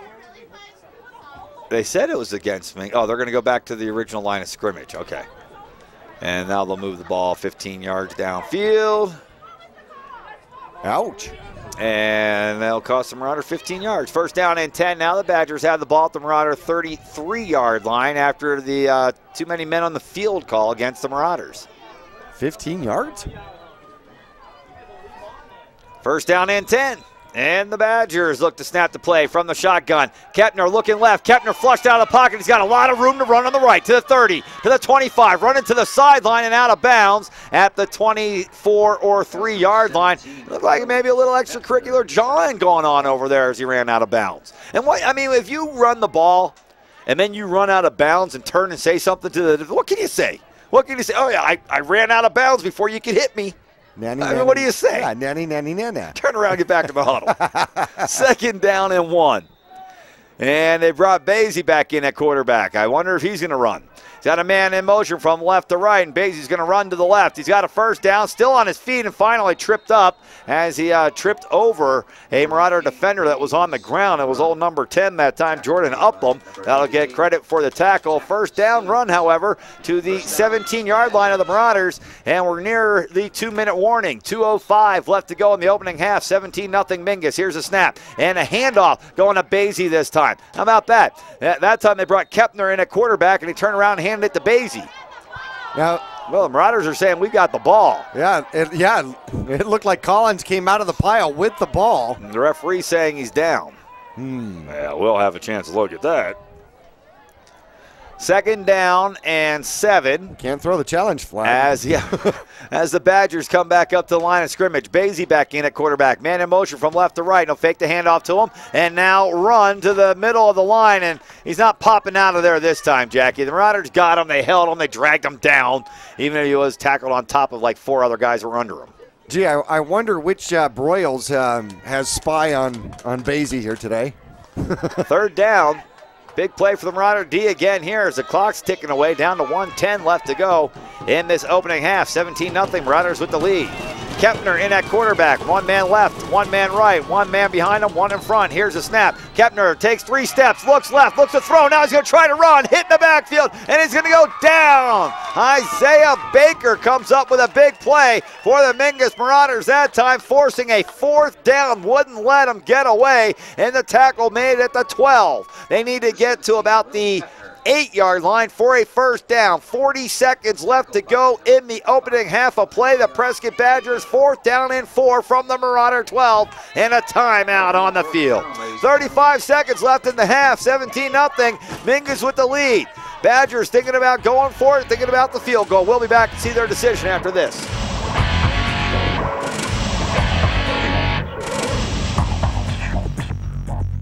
Think back to all those rules you heard growing up. Don't get dirty. You'll always remember those rules. Don't run with scissors. Now, not only can you bend some of those rules, don't talk to strangers. You can turn them into a career. Keep your hands to yourself. Imagine your possibilities. So when you want to expand your job skills or explore a new career path, don't be afraid to take some chances. Push your boundaries. Trust in your abilities. Yavapai College. Life explored.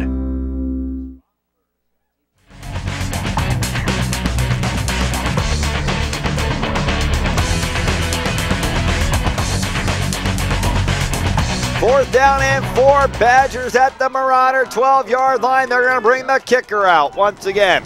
Now, we saw he tried to kick a 48-yard field goal earlier. Christian Fernandez, the kicker, had it blocked by Dakota Hanks. Here, trying to break up the Marauder shutout with 35 seconds left in the opening half. 17-0 Mingus. The field goal attempt will be a 29-yarder. Here's the snap. Good snap. The hold is good. The kick is up, and it is good. And the Badgers are on the board. 17-3. And Prescott will kick off to the Marauders for the final 30 seconds of the opening half. And then we'll go to halftime, and the Marauders will have the ball to start the second half. We hope leading by 14 or more. 17-3 is our score right now. We'll be back with the Marauder kick return after this.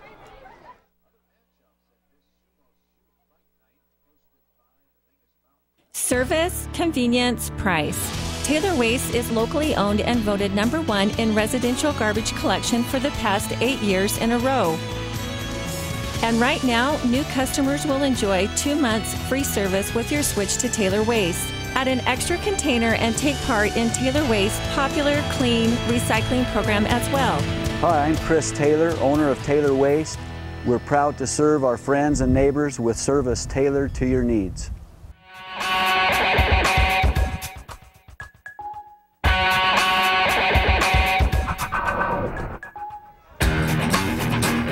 Back at Mingus High School, and the Badgers set to kick off for the first time tonight after a 29-yard field goal. And Fernandez, the field goal kicker, is also the kickoff man. He'll kick it away to the Mingus Marauders. Mingus get a good return here, Jackie. Might have a chance to do something before you go to the half. Here's the kick. It's fumbled at the 6-yard line. Now picked up, and it's Helsel trying to get free. Badgers are going to converge on him, and he's going to get back to about the 20-yard line. And the clock will stop with 20 seconds left in the opening half. The Marauders do have 2 timeouts. Not great field position. I would imagine they're going to come out and try to get a big play here and then call a timeout and see what they can do in the final couple seconds of the half. Well, Mingus will get the ball first in the second half as well, so we'll see what they do with that. I don't know if anybody else noticed that the Prescott Badgers were like 4 or 5 yards off sides when they kicked that ball. Correction on that. No, I didn't notice. Yeah. Miss Meyer versus Okay, first down and 10 Mingus. Here's the snap, and they're going to run to the right-hand side. It's Dakota Hanks with a block out in front. Hanks down the right sideline and out of bounds across midfield. Still 14 seconds left to go here in the opening half, and Dakota Hanks rips off a 32-yard run on first down, and the Marauders are thinking with 2 timeouts, and he got out of bounds with 2 timeouts. We got a shot to score again here before the end of the half. Yeah, it got all the way to the 52-yard line. Yeah, that's the way to go. No, he's got a great average right now. 3 carries, 53 yards here in the first half. That'll get it done. Now the Marauders looking for one more big play to set up JJ for a field goal maybe, huh? From the shotgun, Navarez takes a snap. 3-step drop now. Looking to the left. He's going to run to the left. Now he picks up and throws. Has a wide open guy, but he had to throw on the run and threw it short. Had he not thrown it short and he was able to hold on to the ball and stay on his feet, it looks like it's Helsel that time. Jackie, he was in the open. He would have at least gotten the Marauders somewhere where JJ would have had a shot to kick one through here. 7 seconds left to go now. Mingus needs to get something quick. Maybe 10 or 15 yards down the field, and then get a quick timeout, and let's see that big leg of Jahir Jacobo. I think it'll be a perfect opportunity for the senior to shine. Second down and 10 from the Badger 48. Set under center, Navarez. One back behind him, takes a snap, fakes a handoff. Navarez now going to throw a screen pass, and I believe they're saying it's incomplete. 3 seconds left to go in the half. He went to throw a screen to Rios that time on the left-hand side, and fortunately for Mingus, they called that an incomplete pass and not a lateral, which we saw earlier in the year. Right, which of course is a fumble. A fumble, yeah.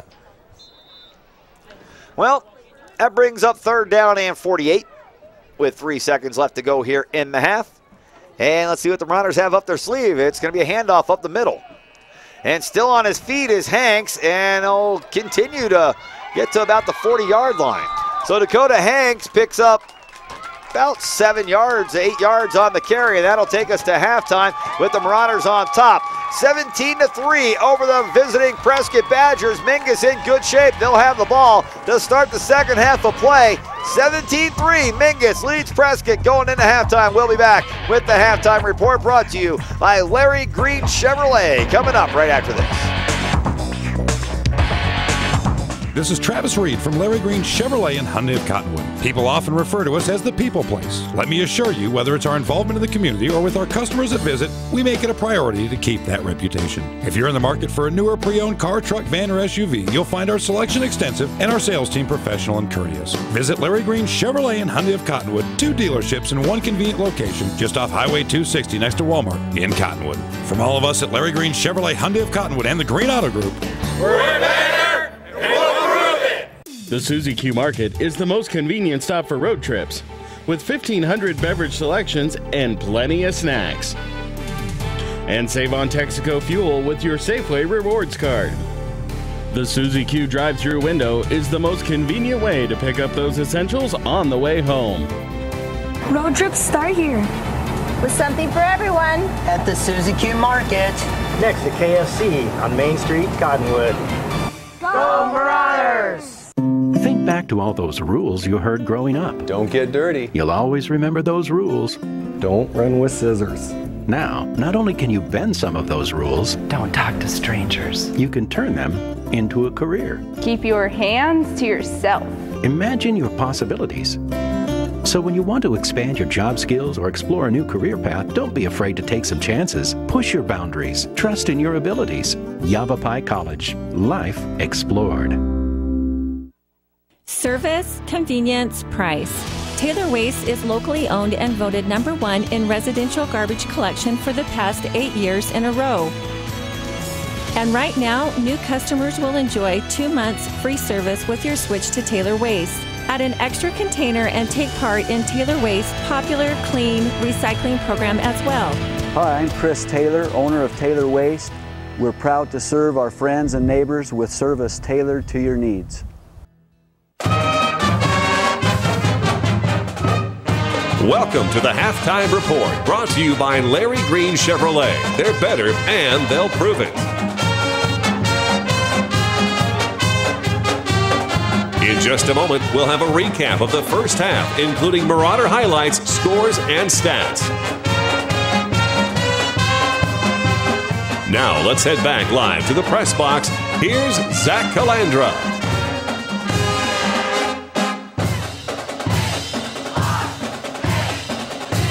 Back at Mingus High School, the Marauders on top here at halftime, 17-3 over the Prescott Badgers. Mingus has 2 touchdowns through the air and a field goal by Jair Jacobo to put 17 points on the board here in the first half. And Jackie, the Marauders have pounded their last 3 opponents into submission. Those have been weaker opponents tonight. The Prescott Badgers, this is a playoff team coming in it tonight, and the Marauders are pretty much handing them everything they can handle here tonight with a 2-touchdown lead going into the halftime. Well, the whole concern is can you contain Kane Bays? Can you contain that kid? Well, they have. They have. I mean, he has gotten an awful lot of yardage during the course of the game, and he's got 76 yards in the first half, which, oh my goodness, for most running backs, that would be absolutely phenomenal, but it has all been between the 20s. Right. He has had his longest run was 34 yards, but it has been 5, 6, 7, 8 yards. You know what? That's fine. You know what? We're just going to make sure that we hit you with 7 or 8 kids, and we're going to contain you so that you can't scamper down the field. And gang tackling. And gang tackling. That's right. Keep him inside of the tackles, inside of the hash marks, if you will, on the field. And Mingus has done a phenomenal job with that. But impressively enough, they've been able to go to the air at will, especially in the first quarter, and have been highly successful with it. First play of the game, the Marauders set up in an I formation. They pitch to the halfback, which is Tanner Karen, the backup quarterback, who throws the ball down the field to Jesse Rios for a big game, and it was on from there. It was indeed. The Mingus Marauders end up scoring the first 3 times of the game first quarter action with 6:47 left to go, and the halfback option that you were talking about sets this up, a 5-yard touchdown pass. Navarez, yes, wearing number 36 out there to honor Izzy, will throw in the corner out there to Rios for the touchdown, who is wearing number 11 in honor of Brendan Kitchen, whose knee injury has taken him out for the season. The Jacobo extra point was good, and the Marauders at that point led 7-0. Then still first quarter action, 2:28 left to go, and well, they'll match up again. The second touchdown toss of the game, and this one, well, it's 28 yards to what would have been number 28, who is now wearing 11. Navarez goes out to the right-hand side and floats it up, and getting behind everybody is Rios for the touchdown. A great touch, great concentration out there. Jacobo gets the extra point, and in the first quarter, Mingus was up 14-0. Prescott shaking their head out here on senior night, wondering what the heck is going on. This is the same squad we shut out 17-0 last year. I don't think so. Mingus would then tack on with 3:21 left to go in the first half. A 26-yard field goal by Jacobo, his third of the year. He is now 3 of 4 in field goal attempts, and the lefty from Mingus Union High School splits the uprights, and that was 26 yards. But if you are watching Channel 2, that easily would have made it from 40 yards, Zach. No Mangarelli. No Mangarelli. Makes a big difference for these Badgers between this year and last year. However, at the same time, Bays by the way, do you know that the Mangarelli family have an adopted son named Kane Bays? Yeah. So he is from the Mangarelli family, and in fact has tied Mangarelli's records, including a 5-touchdown game during the course of the season a little bit earlier. I think that might have been against Coconino. So he is right in the same vein. Bays would be in the same vein as the Mangarellis. Kind of. That Mangarelli kid is 225 pounds of a horse running the ball down the field, and a little bit bigger than this young man Bays, who, not taking anything away from this kid, every time he hit him, he gets 3 or 4 more yards. You even mentioned at one time the Marauders hit him and tackled him, and he said, well, he didn't get any extra yards after the initial contact for the first time, and he's done a nice job. But that Mangarelli kid, man, that was a horse. Well, I guarantee you at the end of the game, Bays is going to be bruised up and down the forearms, because Mingus is coming a-hacking. And how many carries does he have? Bays has got a lot of carries, and we even mentioned that they bring him in at quarterback and they fake the run, and then he takes it and runs the other way. Then they bring Kepner in at quarterback, and he takes a snap and hands it off to Bays again. He's like, come on, man, I can't get away from it. Yeah, and with the no-huddle offense, that kid is definitely going to be tired. Well, I noticed that they do keep a steady rotation of players coming in and out of the game to try to keep them as fresh as possible. And they keep a pace. If you'll notice that they'll snap the ball within a few seconds of, every time it's like 15, 18 seconds between plays, and that's it as soon as the play is over. The only points on the board for the Prescott Badgers here tonight came by the foot of Fernandez, who is now 7 of 9 in field goal attempts. This one 10 yards shy of his long, 29 yards as Fernandez, with 30 seconds left to go in the game, splits the uprights and puts the Badgers on the board for the first time. 17-3 is our score here at halftime, and we did, since it's the Larry Green halftime report, had a pick so far, which is the only candidate for the pick of the week, which is a 2012 Chevy Sonic, one owner, light trim, full power, fully equipped, $13,400. Nice. Very nice. Karen with our pick. Yep, and that was a great. That was a positioning pick, is what that was. Coach Owens around here somewhere's going, hey, I see the way that kid got position on him. Now that's how you get a rebound. You get in a position like that. Probably so. I haven't seen Coach Owens out here though. No. Saw him last night enjoying some Halloween festivities in Old Town. Oh, excellent. Another great evening put on by the Cottonwood Parks and Rec with the jumpy castles and stuff they had down in Old Town for the youngsters last night. A nice, safe Halloween, and a nice job again by Cottonwood Park and Rec. They continue to put together one great event after another. Well, my little guy, Nicholas, picked him up this morning, and he still had these huge dark circles on his, and I'm like, oh my gosh, how much sleep did you get last night? No, it's the makeup from the Halloween costume. Right. That's the chocolate. Sleep? I got Hershey's bars, Dad. I'm not sleeping. No, that was the jitters. All right, fans, let's take a quick break right here. It is halftime, the Larry Green Chevrolet halftime report. And we'd like to thank Larry Green Chevrolet for being one of our great sponsors here throughout the years. And let's take a break. It's 17-3. The Marauders with the lead here at halftime over the visiting Prescott Badgers. Another one of these big Yavapai County battles. And the Marauders on top so far. We'll be back with more of the halftime report coming up after this.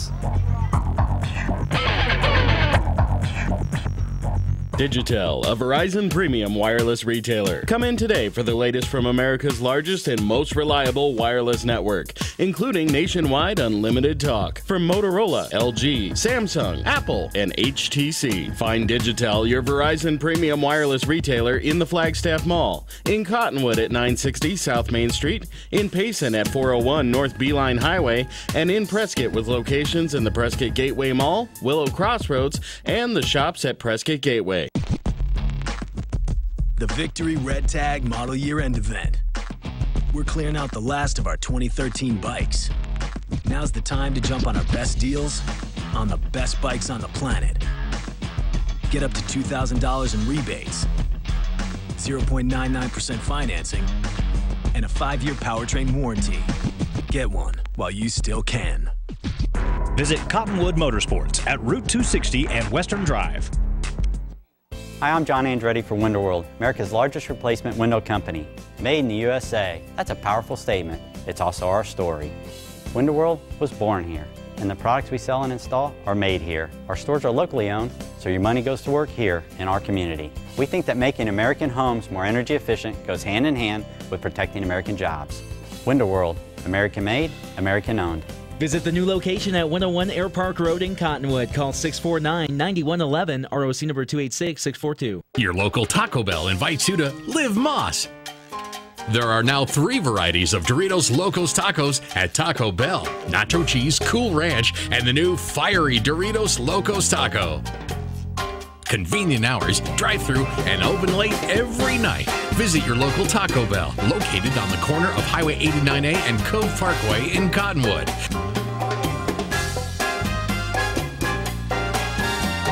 Taco Bell. Live Moss.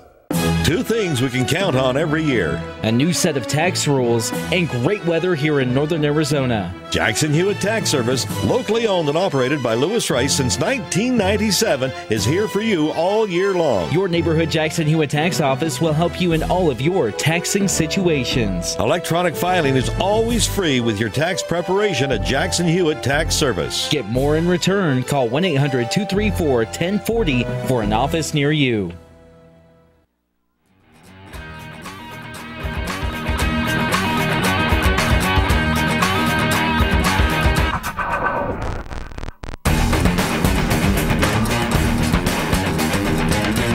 Back at Mingus High School, and fans are watching on TV. You can see the young ladies out there with the Marauder cheerleaders. That's the Mingus Cheer Camp. These are the future Marauder cheerleaders coming off the field right now, and a lot of them with their faces still painted and smiling from ear to ear, and it's great to see how the older girls take care and how much fun they have with the youngsters when they come out to the Marauder Cheer Camp. Well, you know what? It is fun working with the youngsters. It really is. I mean, I've enjoyed being an assistant coach for football and just watching the young men develop and grow and start to learn the game, and it's got to be the same for the cheerleaders. I don't think they're young men. They're just a bunch of silly fellows. That's about it at the age of 11. Well, every once in a while, they look like young men. Hey, fans, you know what's coming up that's really fun? What's that? Sumo wrestling. No kidding. No doubt about it, Jackie. Sumo Suit Fight Night coming to Mingus High School. It's going to be put on by the Mingus Mountain Wrestling Club Friday, December 13th. It's going to be a great night. They've got a whole list of students and faculty that will be wrestling each other in the sumo suits. Come on out. It's going to be a big fundraiser for the Mingus Mountain Wrestling Club. Time 7 to 9:30. Doors open at 6:30. Friday, December 13th.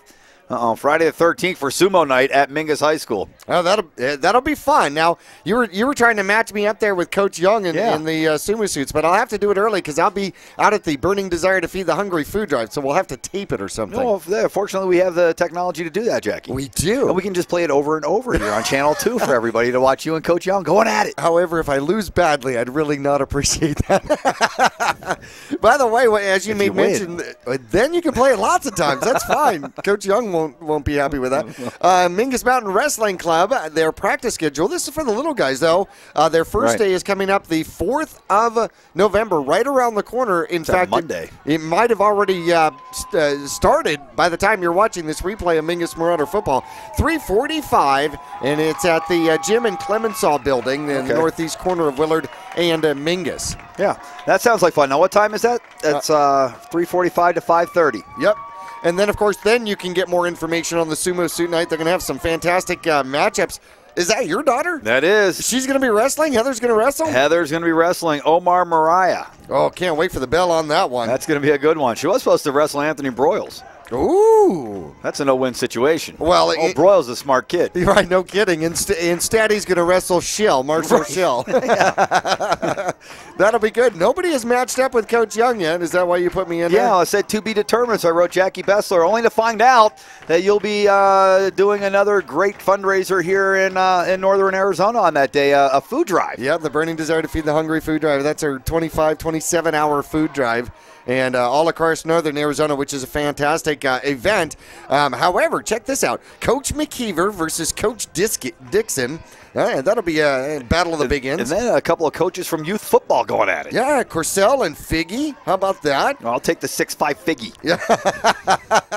Although height doesn't give you too much of an advantage in the sumo suit. I'm taking Figgy. Okay, there you go.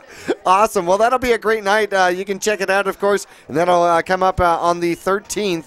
And you can, of course, contact Coach McKean for more information at kmckean@muhs.com.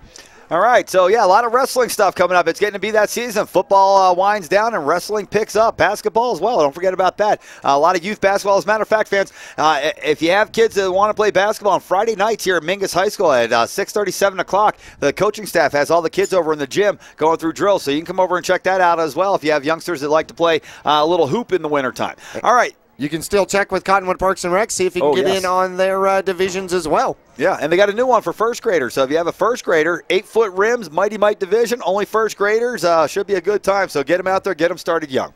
All right, fans, let's take a quick break right here. Teams are back out on the field as we are getting ready for second half action. We'll be back. The Marauders will have the ball first, leading 17-3 against the Badgers. We'll be back after this.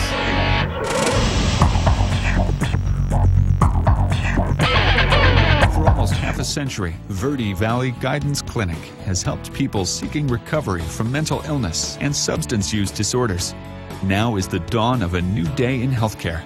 With the addition of Valley Medical Center and Verde Valley Connections Primary Care, we now offer a balanced approach to healthcare. Our pediatricians, physicians, and nurse practitioners are available to assist children and adults of all ages to get well and stay healthy. New patients are welcome. As the oldest community behavioral health clinic in northern Arizona, the professionals at Verde Valley Guidance Clinic have helped thousands of families and individuals reach their recovery goals. Our 2 primary care offices are located in Cottonwood, with behavioral health facilities in Cottonwood, Camp Verde, and Sedona.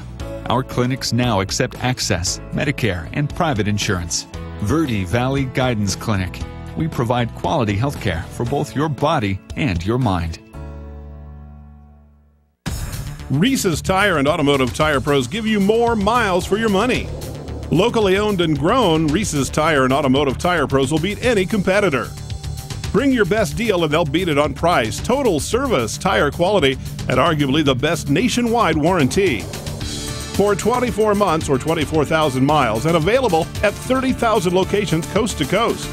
Get more miles for your money every day from your hometown team, Reese's Tire and Automotive Tire Pros.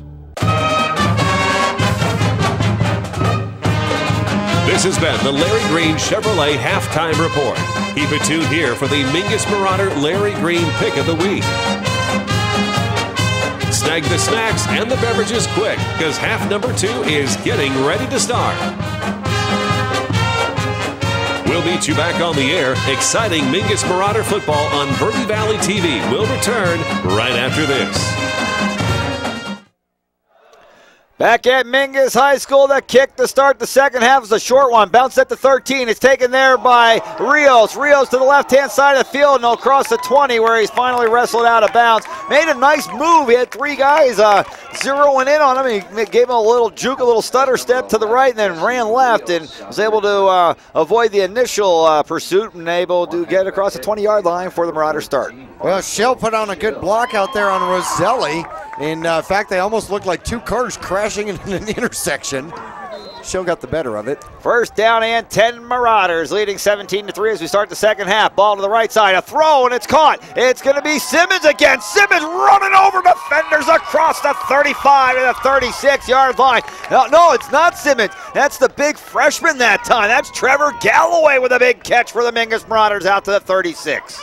And just like that, Prescott's wondering what the heck happened. I just saw somebody big. I figured it was Simmons. That time it's the freshman Galloway with a big catch. Well, you would have been right if you said underclassmen. Yeah, an underclassman with a big play. First down and 10, Mingus. Set under center this time. Navarez hands off to the right side. It appears to be Collins with the carry across the 40 to about the 41-yard line. A gain of 5 on the play, and it brings up second down. Mingus happy to take 2nd and 5. Certainly so. Mingus won the first half in stats, no doubt about it. In fact, we'll take a quick little brief look at him. Navarez ended up in the first half 6 for 10, 76 yards in the first half and 2 touchdowns. Second down play. Here's the snap. Navarez looking to throw. Going up top, down the middle to Helsel. It hit him in the hands, and a flag comes in after the big hit on Helsel after the play. Helsel had the ball, hit him in the hands, dropped it, and then he got drilled by number 25, Tyler Brusso. And Brusso's going to be penalized for the extracurricular activity that time. I'm not sure they're calling it a late hit, unsportsmanlike conduct, or what, but either way, the Marauders are going to get a first down. They're going to move the ball 15 yards downfield. Well, that'll certainly help. It was, regardless, a personal foul. Shoulder in there. It really was the fact that Helsel had 2 extra steps before the contact happened. The ball will be placed at the 45-yard line of the Badgers. First down and 10, Mingus, as they will have a new fresh set of downs, leading 17-3, nearly a minute into the third quarter, and the Marauders marching once again. Well, most importantly, Helsel gets up. Here's the snap. Handoff going to Broyles on the right. Broyles through the line. Broyles lowers his shoulder and gets a couple more. Inside the 40, Broyles is brought down at the 38-yard line. It'll be shy of a first down by, well, they're going to move it back to the 39. Nonetheless, it's second down and 4 here for Mingus. Sometimes I think Broyles targets defensive backs. Oh, for sure. For sure. Where did he go? Where did he go? That guy's smaller than me. I'm going to hit him. Second down play. Navarez set under center. One back behind him. He's going to hand off. It looks to be Collins, and it may be Hanks. We'll have to see. Nowhere to run. Back to the line of scrimmage. It'll be third down for Mingus as the ball's being brought back up off the ground by Levi Collins. Now, big number 70 was in on that tackle for the Prescott Badgers, David Rupp. And they got a couple of big guys. Not a whole lot, but Rupp at 6 foot 255 would constitute as one of them. Third down and 5 now. Maybe a long 4 here for the Marauders. From the Badger 39, and Navarre's going to keep it himself. Navarre trying to get to the sideline. He'll have a first down, and now try to get all the way outside. Caught around the hips and tackle, but not before first down yardage. Chris Parker saved the Badgers from giving up the real big gain that time, as Navarre will be tackled at the 31-yard line. First down and 10, Marauders. Well, in the first half, the Mingus Marauders definitely won it with 236 total yards, 76 yards on the ground, and Mingus almost 120 yards rushing the ball out there in the first half. Big tight end Zach Simmons lines up on the left-hand side of the line. Here's the snap, and they're going to run a sweep to the left-hand side. It's going to be Rios with the carry, and he's not going to have much. Sweeps to the short side of the field still, JB. Rios has it down to about the inside the 30-yard line, a gain of 1. It brings up second down and 9 here for the Marauders. Now, Rios has definitely done more damage in the air than he has on the ground. First half, he had 4 receptions, 90 yards, and 2 touchdowns. 3 minutes into the second half, 17-3. The Marauders with the lead in the ball. Third down. No, it is second. Now they've got a run to the right-hand side. It's second down and about 8. Maybe closer to 9, and now it's going to be third down and about 1 as the ball is carried all the way down to the 24-yard line, maybe the 23, depending on where they're going to spot it. They need to get between the 21 and the 22. So third down and short here for Mingus. Broyles coming back into the game along with Simmons. Bringing a little more size into the contest. Brusso on the tackle. No, Brusso had the tackle. That's the player that cost them the big 15-yard penalty moments ago. I want to make sure we point that out. Broyles is in the backfield as well as Collins. Broyles in motion. Broyles with the ball to the right side. Broyles with a first down for the Marauders at the 20-yard line. Needed 1, got 2. First down Mingus at the 20-yard line. And they'll stop the clock for a moment, get those sticks moved, and get that thing running again. Marauders looking to take care of business here on their home field in the final game of the season. Big game for Mingus. A win, you're at 500. You salvage the season. And you also have the chance to knock the Prescott Badgers, who are developing into a big rivalry for the Marauders, out of the playoffs. Right, exactly. Got to love that. Not only that, but at the same time, the Mingus Marauders, and the other thing you got to love is Collins blocking for Broyles. That's a good combo. 4 receivers, pass to the right-hand side, and it looks like they got it to Simmons. Yeah, 1 blocker over there, but the 2 of them got pummeled by 4 Badgers, and a gain of a couple on first down, second down, and about 7 here for Mingus. And it wasn't Simmons, it was Galloway again. Yep, Galloway is second reception, and they're, boy, we have seen over the last couple of weeks a lot of the underclassmen getting more and more reps and play time out there. Here comes Simmons into the game. Number 88 runs the play in from the sideline. Gives it over to Navarez. And Navarez is going to line up under center this time. Second down and 8 play for the Marauders. Here's a snap and handoff going to the left. It looks to be Collins, and not much room to run over there. Well, that was well defensed, and that'll bring up a very important third down. However, Mingus is definitely in Jacobo's range again. Yeah, right. He's a senior. Play being brought in from the sideline by Tanner Karen. I like it. The wide receiver runs the play from the sideline. He doesn't even go to the huddle. He knows what it is. He's already lined up. Look at Karen's already lined up. They're still in a huddle. Coach said me. Yeah, throw it to me. Throw it to me. We haven't thrown the ball in a couple of downs. Third down and about 7 here from the shotgun. Look at the throw. Pump fake to Karen. Now throwing to the corner to Karen, and it's a jump ball in and out of his hands and incomplete. Yep, throw it to me. It was the play. Fourth down now for the Marauders from the, where are they? They're at like the 18-yard line, so you're looking at about a 35-yard field goal attempt here. And here comes Jacobo to attempt it. Wind blowing from left to right. Jacobo, looks like they're set out between the hash marks a little bit towards the right side. And Jacobo will set it down for a 35-yard attempt.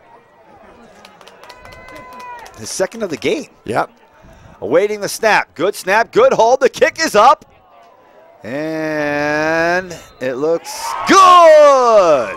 Jacobo hits back-to-back field goals for the Marauders. That one from 35 yards out. And Mingus extends the lead to 3 scores now. 20-3 with 6:32 left to go here in the third quarter. We'll be back with the Marauder kickoff after this.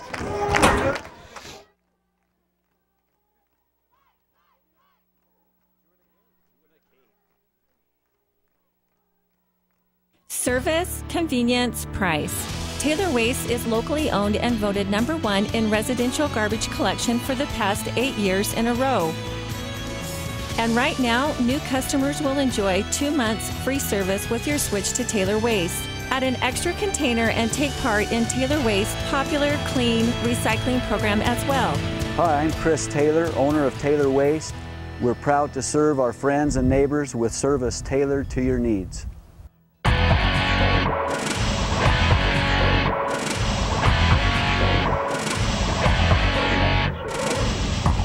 Back at Mingus High School, and the kickoff taken by the Badgers after Jair Jacobo kicks his second field goal of the game.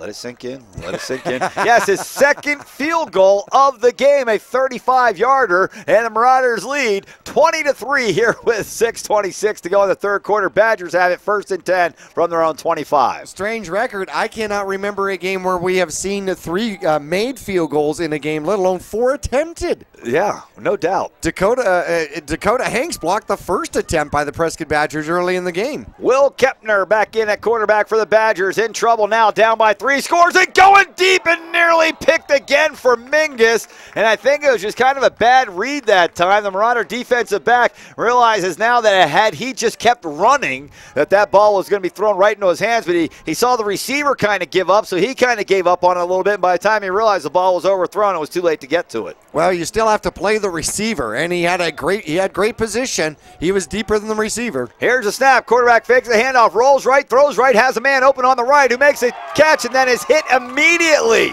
Anthony Broyles hit him like a shopping cart in the Fry's parking lot that time. Brought him down for a 3-yard gain, and it brings up 3rd down and long now for the Badgers. Well, that explains the dens and dinks, huh? 3rd down play. Kepner takes a snap, rolling to his left. Kepner now pulls up the throw. He's got a man 1st down and out of bounds. He found his big tight end, Skylar Clinton, 6'2", 200-pound junior, and he'll have a 1st down to the to the Badger rather. 37-yard line, looks like, is where they're going to mark it. Yeah, right at the 37. Out of the backfield, that was Sterling Johnson's first reception. Here's the snap, and Kepner flushed out of the pocket. Now he's going to look to run. Tucks it, hit at the line of scrimmage, and he'll be able to fall forward for a couple.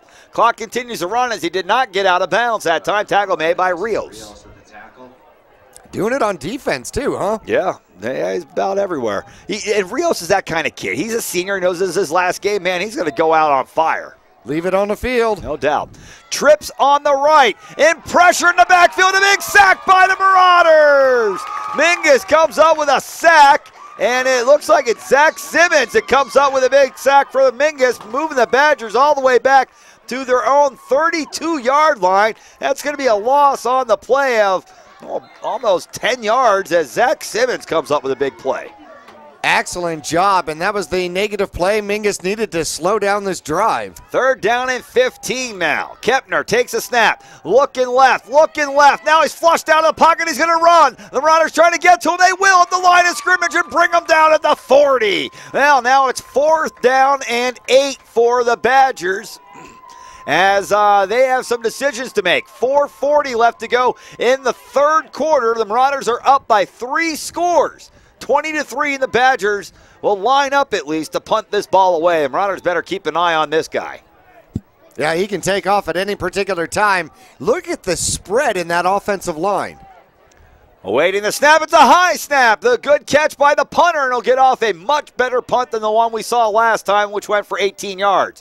And it will take a Badger bounce and then slapped by a Badger further downfield. And for that, he'll be punished, and they'll give the Marauders an extra 3 yards. Well, he's lucky he didn't get an extra 15 yards out of that for unsportsmanlike or delay a game, knocking the ball all the way into the end zone. And Mingus will take over at their own 24-yard line. Marauder offense coming back out on the field. They've done an admirable job so far here tonight, JB. 20 points on the board, including 2 field goals by Jahir Jacobo. Well, this is a squad. This Prescott squad is accustomed to scoring 40 points a game per average. Couple of games over 50. I don't want to bring up any bad news, but Mingus hasn't scored a touchdown since the opening quarter. Here's a snap coming to the left-hand side. It's going to be 11. Kitchen. No, it's not Kitchen. It's Jesse Rios with the ball, wearing number 11 tonight, in case you missed it earlier, honoring Brennan Kitchen, who is a tremendous teammate and athlete that has not been able to play since tearing an ACL in his knee. We also have our quarterback wearing number 36 tonight. That's Micah Navarez, as he's wearing 36 to honor Israel Montejo, who ended up being 3 days too old to play football as a senior. Man, that's just going to suck. Yeah, that stinks. 2nd down play by the Marauders, and it goes to Dakota Hanks, and nowhere to run. Hanks back to the line of scrimmage, and it will be 3rd down and 5 here for Mingus. Clock running, 3:20 left to go in the third quarter. Mingus up by 17, 20-3 over the Badgers. When Coach Dixon told me what they were doing, what the boys were planning to do to honor the other seniors out there that weren't going to be able to be on the field. The only question I had for him is whether or not Kitchen had actually washed his uniform before he gave it to Rios. Yeah. Here's the snap, and they'll fake the handoff. Now Navarez sets up the throw. Navarez coming back to the left, and he's going to be hit, and he's going to be caught now and tackled short of a first down. His forward progress will move the ball all the way out to the 34-yard line, Jackie, where it's going to be really close to a first down. As a matter of fact, he may have it now that we look at the spot of the ball. And you know what? Kudos to Tyler Bond. First down. Look at that. Tyler Bond came in the back of that pile and hit the back of the Prescott Badgers and pushed that pile forward, which might have been just enough momentum. Attaboy, T-Bone. Hey, we just gave Tyler Bond a nickname. Here in the last game of the year, his senior year. T-Bone. Now, of course, T-Bone all red saying I own that one first. Well, no doubt about it. Years gone by. Well, that's a good player, huh? Oh, yeah. First down and 10, Mingus from their own 34. Here's a snap, and Helsel's got it. Going to the right, trying to get to the wide side of the field. Helsel the 40. Helsel to the 45 and down at about the 46 or 7-yard line. A first down carry. They'll have him all the way to the 47. A gain of 12 on the play. No, a gain of 13 on the play. And Helsel, they gave him a sweep to the long side of the field. He was like, whoa, dude, look at all this room I got left over here to run. And he picks up the first down. I'll tell you what makes that whole play is if your receiver will actually make a block on that side. And Karen was out there blocking, and that's a selfless move on the part of a receiver. Yeah, Tanner Karen's that kind of young man, JB. Tell him to block or block. Tell him we're throwing you the ball, we'll catch it. Tell him we're throwing the ball to the other guy, he'll say, no, it's coming to me. First down play, and Marauders handoff up the middle, and it looked like he was going to be stopped up in the backfield, and all of a sudden, zoop, through the line to get a few yards there. It's Dakota Hanks with a good carry across midfield to the Badger 49-yard line, a gain of 4 on the play. Second down and 6 now for the Marauders. 91 seconds left to go in the third quarter. Man, that kid's got quick feet. I mean, look at that sidestep. He was just about to get walloped in the backfield, simply moved to the right and just kept going. Tanner Karen runs the play in. This is the throw to me. Yep. He'll line up on the left and now switch to the right-hand side. Double coverage on that side. Handoff coming to sweep to the left-hand side for the Marauders, and wasn't able to get outside, tucked it, and went back up through the middle, and a couple of yards that time for Herb Tiffany. First time we've seen Tiffany with a carry tonight, and he's got a few yards, bringing up third down and about 4 here for the Marauders with 52 seconds left to go. Third quarter, 23 Mingus, 22-3 Mingus with the lead. And Mingus is managing the clock very well. Coach Dixon told me before the game Herb Tiffany is probably pound for pound the toughest kid on the field. I would imagine. That doesn't surprise me. Third down and about 4 here for the Marauders. Clock ticking away, half a minute left. Here's a snap, and it's going to be a keeper by Navarez that time, but the Badgers weren't fooled. They saw the first guy go through, and they saw Navarez still standing there with the ball, and are able to get him after a short gain. And we got a Marauder getting up a little gimpy, JB, and we hate to see that in the last game of the season. We want to see everybody get out of this one in good health. Certainly so. Well, look at this. The Prescott Badgers already dropping 2 in coverage, and Mingus hasn't even lined up. No, it's the end of the third quarter. They're expecting the Marauders to punt. Not sure they will. We'll be back to find out as we start the 4:48. The Marauders up by 3 scores. Why punt? 20-3. Mingus with the lead. We'll be back with the 4:48 coming up after this.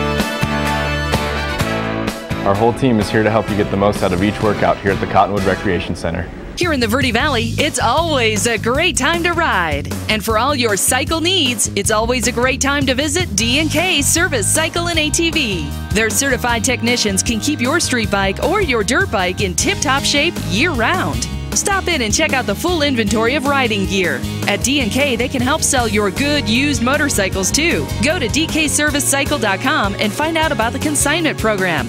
D&K Service, Cycle, and ATV in Cottonwood, a quarter-mile south of Walmart.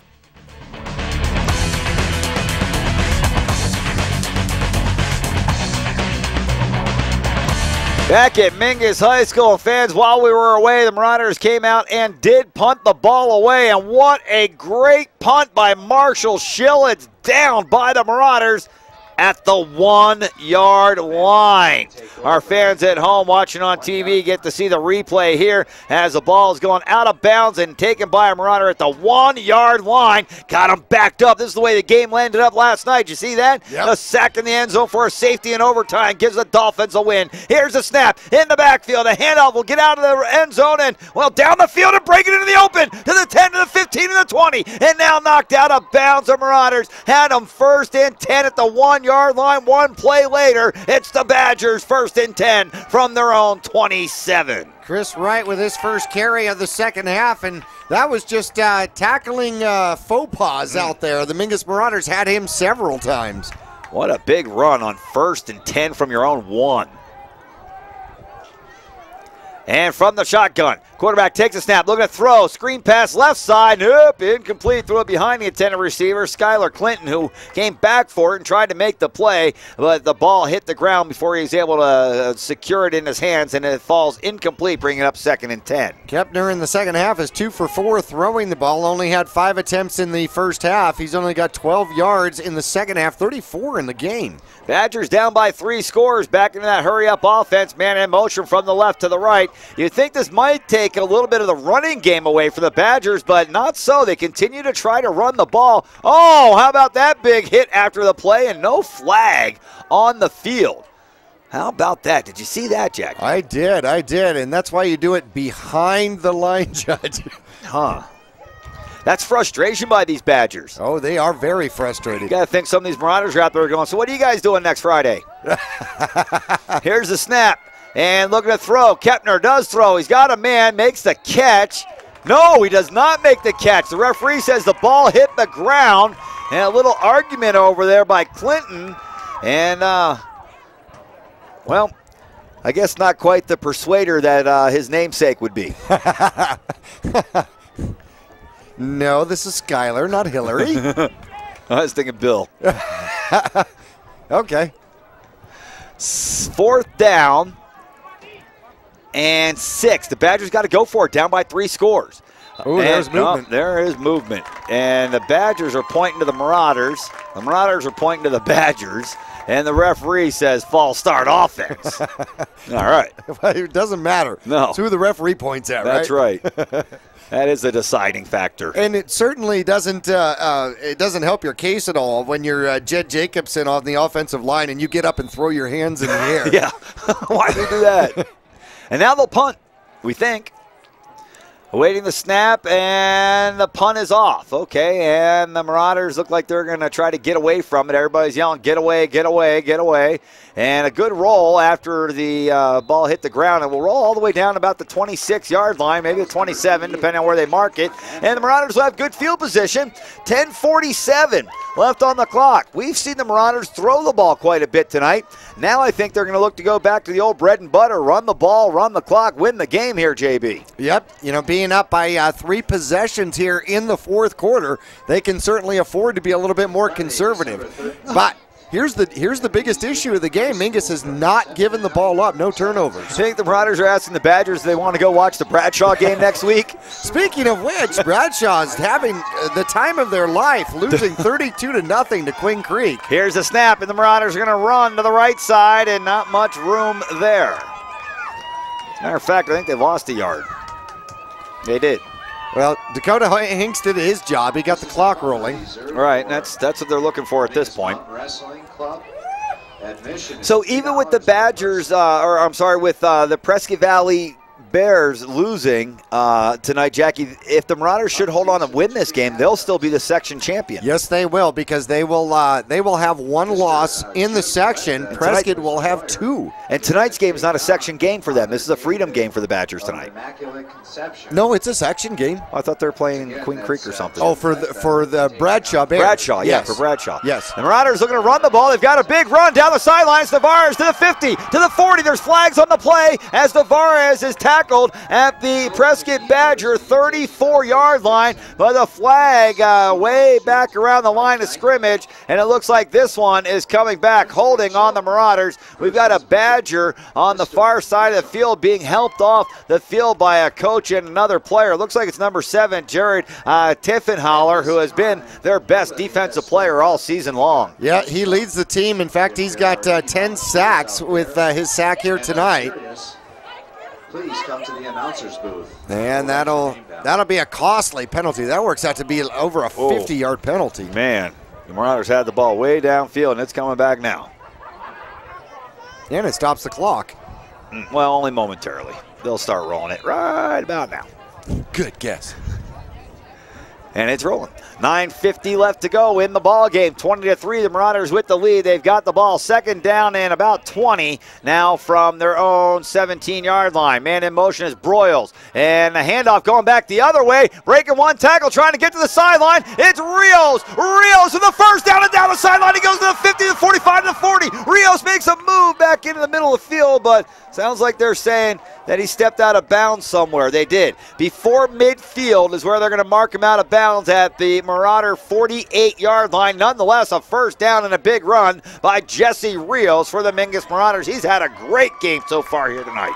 What a phenomenal run. That young man, I'm not even sure how he got to the outside, but once again, a receiver block springs him, and then it's the foot race down there. Oh, did you see him step out? Yep. Oh, dang it. First down and 10 Mingus.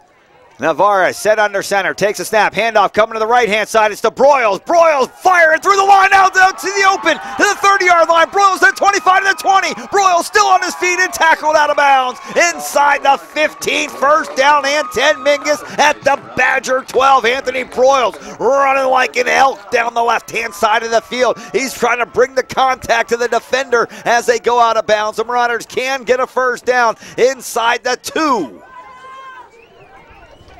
9:19 left to go here in the ball game. 20-3, the Marauders with the lead. And they'll go into a little huddle here and talk things over. The referee gets the stick set, and now he'll start running the clock. Wow, back-to-back, 73 yards on 2 carries by the Mingus Marauders. Yeah, Broyles rips off 40. Oof. Simmons comes in and lines up to the left-hand side. And he's the only receiver in the set. Double wingback formation, 1 running back in the play. And they're going to hand off to him. It's Hanks to the left side. Hanks to about the 10. And then the pile stood up and they'll move backwards. Gain of 2. Maybe not. They might have him to the 11 and a gain of 1. Nonetheless, the clock running, which is the most important thing for Mingus. Yep. Hanks with 64 yards on the night, approaching 600 yards for the year. Second down and 9. The play being brought in from the sideline. The Marauders have both Karen and Rios bringing a play in from the sideline, and now they'll head up to the line of scrimmage and get ready to snap it. Very quickly, huh? Yeah, play clock's ticking down here, I think. Yeah. Game clock is at 8:10 as the Marauders head to the line of scrimmage. 1 receiver on the right. Here's a snap, and they're going to sweep to the left-hand side. It's to Rios. Rios is going to be knocked out of bounds inside the 10. Not sure he wanted to go out of bounds. No, I'm sure he didn't. Jesse Rios. And that's the one the coach tells you, when you're going towards the sideline, just fall down. Right. You know, that extra yard you're going to get is not as important as the extra 30 seconds we're going to run off the clock. Right. Which we can't do now. No, we can't do it now. However, we could score a touchdown, and then it wouldn't matter much. Third down and 7 for the Marauders at the 9-yard line. 1 back in the backfield next to the quarterback, and now a man in motion. They're going to hand it to him. It looks to be Broyles running hard like that. Broyles right to the end zone. We're going to score a touchdown. It doesn't matter. Oh, but a flag out on the middle of the field. The Marauder laying flat on his back with his helmet about 3 yards behind him. And let's see what they're going to call here. I think we may have a touchdown on the play, but there is a flag on the field, and a Marauder getting up. It's the freshman Galloway that's getting up with his helmet knocked off, and it looks like Broyles is helping him off. Looks like they're going to call a hold on Mingus. In fact, I think Broyles was bringing him to the sideline, just telling him, give me the number. What number? What number? Yeah, right, yeah. Come take care of him for you. Unsportsmanlike conduct. Oh, on the D. All right, good. So it is a touchdown for Mingus. Sweet. Makes it 26-3 with 7:55 left to go here in the ball game. And here comes Jahir Jacobo. He with the 2 field goal made tonight to attempt another extra point. Is that his Latin name? Yes. He of the 2 field goal. Yes, he of the 2 field goal night. You got to have about 5 names there. He of the 2 field goal night, Jacobo. And awaiting the snap, there it is, and oh boy, there's some rush on him that time, but Jacobo knocks it through. He's been perfect tonight, JB. Jahir Jacobo has had a great, can you give it to the kicker? 7:55 left, and we might have to. Left to go here in this ball game. 27-3. The Marauders with a big lead at home. We'll be back with a Marauder kickoff after this.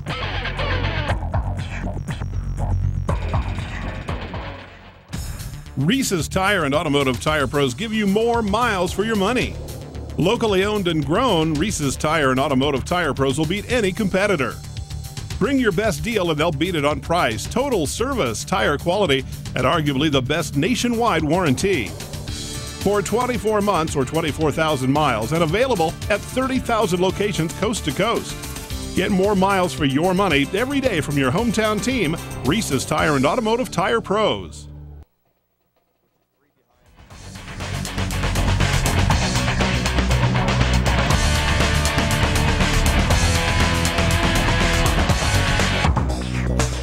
Back at Mingus High School, the unsportsmanlike conduct penalty on the Badgers after the last Marauder touchdown will give Mingus a chance to kick off from the Badger side of the field at the Prescott 45, and may as well rub their nose in the dirt a little bit and go on sides. Sweet. Well, you're up by 4 possessions, so you could probably get away with that. No doubt about it. And let's see what Mingus is going to do. Jacobo will kick it deep, and it will go through the end zone. Badgers starting at the 20-yard line. We've got 7:55 left in regulation time. That's all we need tonight. The Marauders on top, 27-3 over the Prescott Badgers. Senior night here at Mingus, so we'll have to talk a little bit about some of the seniors here for the Marauders tonight. And a lot of them are having very, very big games here tonight for Mingus. Certainly defensively, Hernandez out there, Ulysses, a senior here tonight. Navarro's, of course, having a phenomenal game, as is Rios. Jacobo, 9 points, kicking points here this evening. Yeah. Here's the snap, and quarterback looking to throw. Kepner now trying to run as he's flushed out of the pocket, and he's hit at the line of scrimmage and buried at the 20. They may give him the 21 if they feel like being nice. Running the ball, tackle. How come the referees are always nice to everybody but me?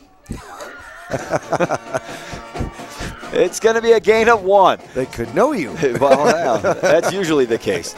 And rolling out, Kepner's now going to tuck it and run, and the Marauders hit him, and let's depend on the spot. See what the official says here. I think they may mark him shy. They do. They mark him at the 29.5. Need to get to the 30. So the clock continues to run. Well, why'd the clock stop? Did he get out of bounds? No, and the clock's still not running. Tackle made by number 20.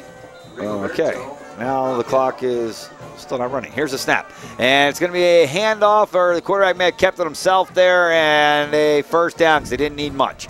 Out to the 33-yard line, it looks like, maybe the 34 with the spot. It is the 34. First down and 10. Badgers down 27-3. Wow, 3 quarterback keepers so far. And you know the Badgers sideline's going stinking Mingus. Looking to throw. Kepner looking right. Kepner throwing right. He's got a man. Threw it behind him, incomplete. They're all thinking, hey, we're going to the playoffs. We're a number 12 seed. We beat Mingus. We could move up, maybe number 10, start getting up there to some of these teams we can beat in the first round and possibly in the second. What? Go over to the hill to Mingus and get slammed by 24 points, and now we might not even be going to the playoffs. That is a possibility. Or if you're going to go on the road, maybe you match up with Queen Creek. Maybe Desert Edge, and yeah. Scottsdale Saguaro. Hello, Peoria. Yep. 2nd down and 10 and a flag. And we've got movement, and I believe it was big old number 8, Skylar Clinton over here on this side, right in front of the head linesman, JB. And he's going to cost his team 5 points.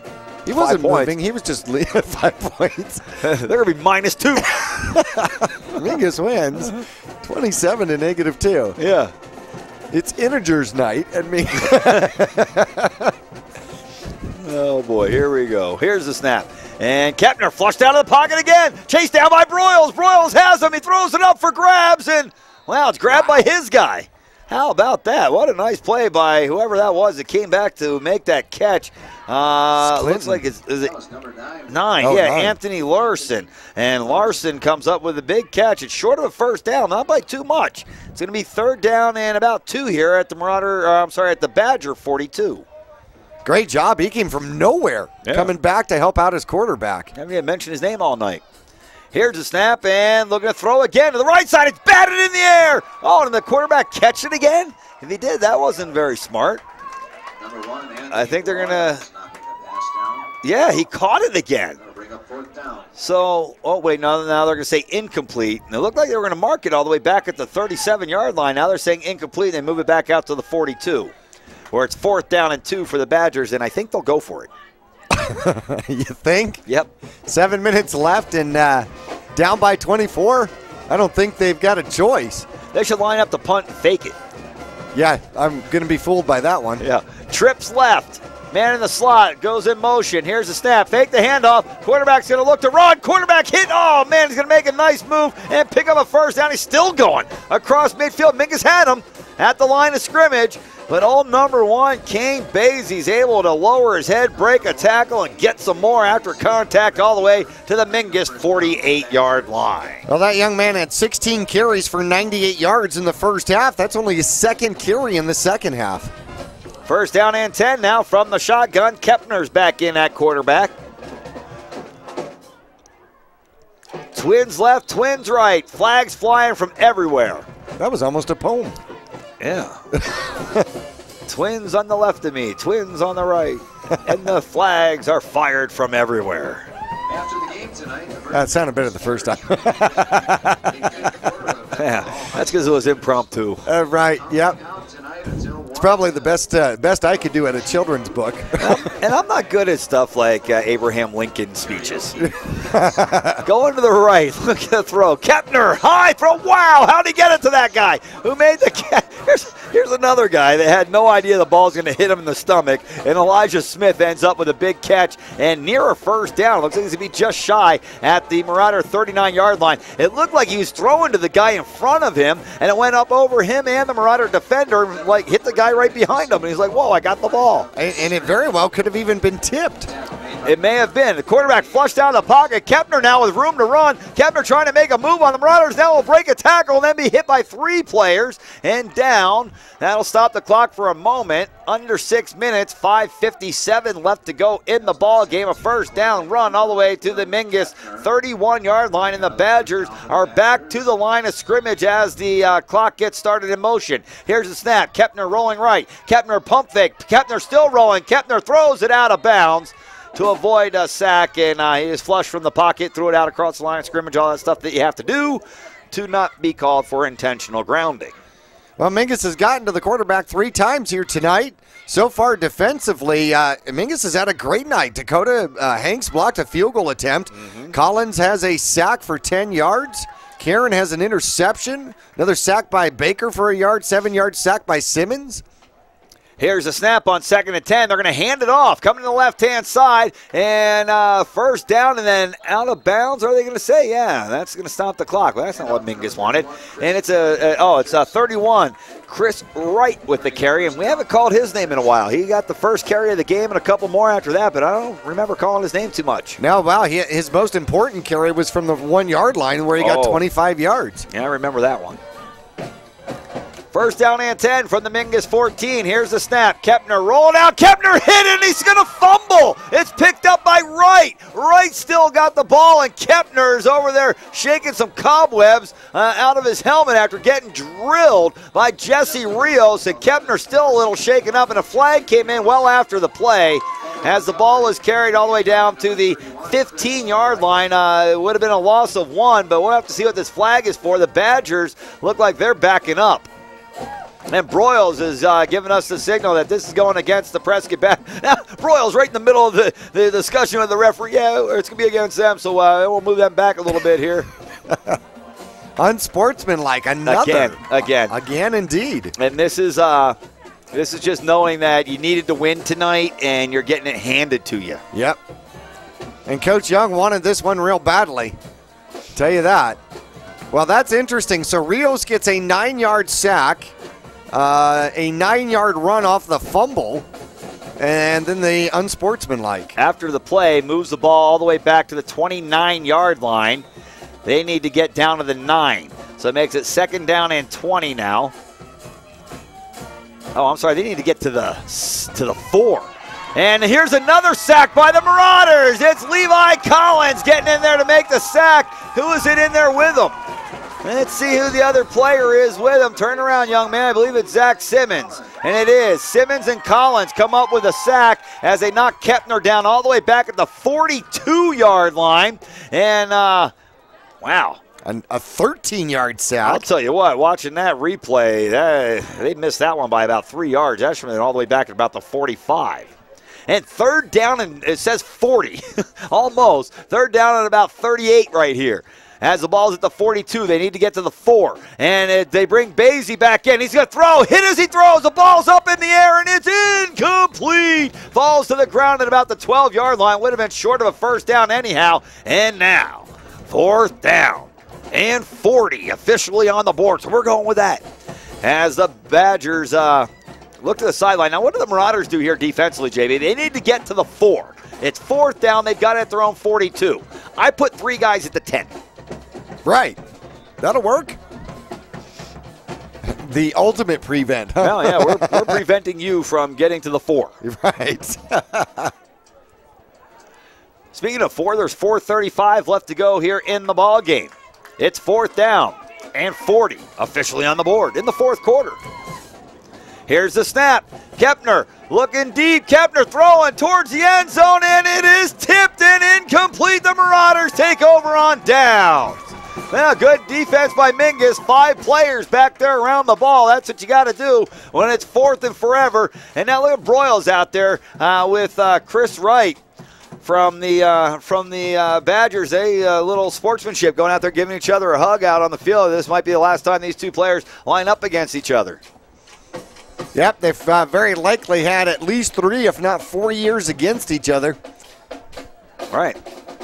And the game's winding down, and we don't know if those 2 players will be back out on the field against each other here. Well, Broyles has a chance to run the ball. There's no doubt about that. Although Mingus, with 4:26 and a huge lead, 27-3. Micah Navarez set it under center. Will hand off to the right-hand side to Helsel. Helsel cutting it back into the middle, and he's got a good carry of 9 yards. But a flag comes flying in towards the line of scrimmage from the umpire, and ordinarily that's holding on the offense. And no, we got a chop block against Mingus. Illegal block below the knees. Well, that's at least a different one. Yeah. Those are dangerous. There's no doubt about that. 4:20 left in the ball game as the ball's moved backwards here for the Marauders. And to tell you the truth, I'm not sure Mingus cares about where they have the ball and what the field position is. They just want to snap it again and get the clock running. Yeah, in fact, they almost prefer more geography to chew up clock. Yeah. You know, if you score too quickly, you got to give the ball back. Give it back to them, right. Well, it's still 1st down. Here's the snap and a handoff coming to the right-hand side. And it's off to Helsel again. He won't have quite the run that he had last time, but he's still got, well, yeah, 9. He's got about 9 yards. He has the same run he has last time. just one more bruise. Yeah. And it brings up 2nd down for Mingus. And I would have to think that the Marauders are not going to run anything to the sideline. Oh, no. Oh, no. We are so going to run up the middle. This is almost incredibly Dakota Hanks territory. Yeah, no doubt. Is Hanks in there? Who's that in the backfield? That might be Hanks. And the Marauders taking their time. They're waiting for the referee back in the back to start moving his hand, giving you the countdown, and there it is. Now the Marauders take the snap and they'll hand off to the left. So you don't have a play clock. So the quarterback, instead of standing at the line of scrimmage looking at the play clock, he looks at the umpire back there. Not the umpire, but the back judge there. And when the play clock starts getting down to like 5 seconds or so, he starts counting like the referee does in basketball. Right. When you see him start moving his arm like he's counting, well, now it must be time to snap the ball. And that's how you know in high school football. Well, at least you're looking at him. I don't know how many times, you got to wonder the play clock sitting behind you. Right. Okay, wait. When we were going this way, where was the clock? That's third down now. How frustrating for the Prescott Badgers just knowing Mingus is chewing clock. Here's a snap to the right-hand side, and they've got it to, I believe it's Helsel, but we'll have to wait in case it was Tiffany. And up, Helsel. And he's got the ball to the 45-yard line, and a timeout being called by Prescott. Fourth down and about 6 yards here for Mingus. 2:40 left to go in the game, and the Badgers want to talk it over. Let's take a break. We'll be back. Marauders on top, 27-3. We'll be back with a fourth down play coming up after this. This is Travis Reed from Larry Green Chevrolet and Hyundai of Cottonwood. People often refer to us as the people place. Let me assure you, whether it's our involvement in the community or with our customers that visit, we make it a priority to keep that reputation. If you're in the market for a newer pre-owned car, truck, van, or SUV, you'll find our selection extensive and our sales team professional and courteous. Visit Larry Green Chevrolet and Hyundai of Cottonwood, 2 dealerships in 1 convenient location just off Highway 260 next to Walmart in Cottonwood. From all of us at Larry Green Chevrolet, Hyundai of Cottonwood, and the Green Auto Group, we're better and we'll prove it.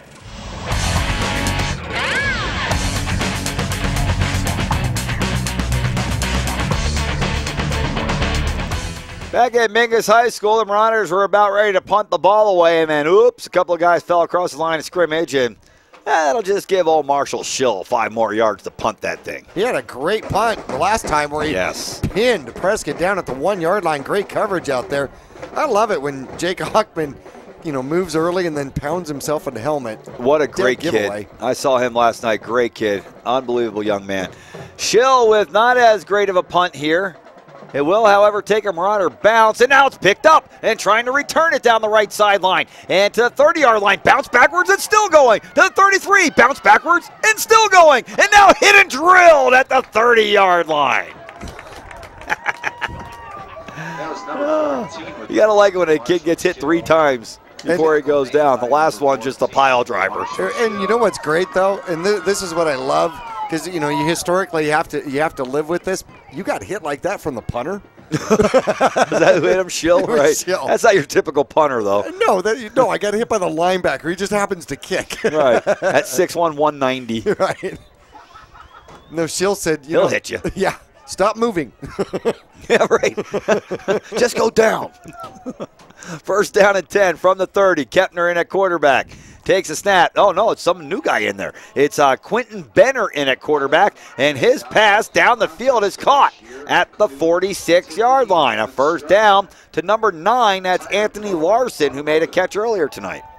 Well, they moved it downfield, and looks like they're going to go into the future, huh? Yeah, I guess so.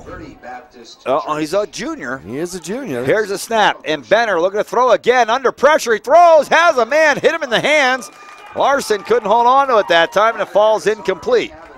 Stops the clock. 2:07 left to go here in the final game of the year for Mingus. And Jackie, we were just talking about it. The Marauders are 1 play at Bradshaw Mountain away from being the section champs and heading to the playoffs. Yep. Second down and 10. Here's the snap, and Benner will pitch it, and it's loose in the backfield. Benner comes up with it again. He tried to pitch it, and I don't know if he just dropped it when he pitched it or if a Marauder tapped it down or something, but it was loose on the ground, and Benner was able to pick it up to save possession. Well, they're trying to get it to Larson, and it bounced off of Larson and actually bounced back to him. 3rd down and 11 now. Here's the snap. Benner looking left. Benner going deep down the left-hand side. He's got a man, and it's incomplete. Good defensive pressure that time by the Marauders. Looks to be Tanner Karen that comes up with a big play for Mingus, and he's a little slow getting up, and now will make it onto his feet and be helped off the field by a couple of his buddies, bringing up 4th down and 11 here for the Prescott Badgers. Tanner Karen being helped off the field, and with 1:38 left to go in the season, fans, that is not something you want to see. No, he's putting no weight whatsoever on that leg, and they're going to get him right over to the bench quickly. Doc Welly right there on top of it too, isn't he? You got to appreciate the Marauders are very fortunate to have the medical staff that they have surrounding this team all the time. Starting with Boyson. Yes, absolutely. 1:38 left to go in the game. 27-3. The Marauders with the lead. 4th down, 11 Badgers, and a timeout on the field. We'll take a break with the Marauders. We'll be back after this. Digitel, a Verizon premium wireless retailer. Come in today for the latest from America's largest and most reliable wireless network, including nationwide unlimited talk from Motorola, LG, Samsung, Apple, and HTC. Find Digitel, your Verizon premium wireless retailer, in the Flagstaff Mall, in Cottonwood at 960 South Main Street, in Payson at 401 North Beeline Highway, and in Prescott with locations in the Prescott Gateway Mall, Willow Crossroads, and the shops at Prescott Gateway.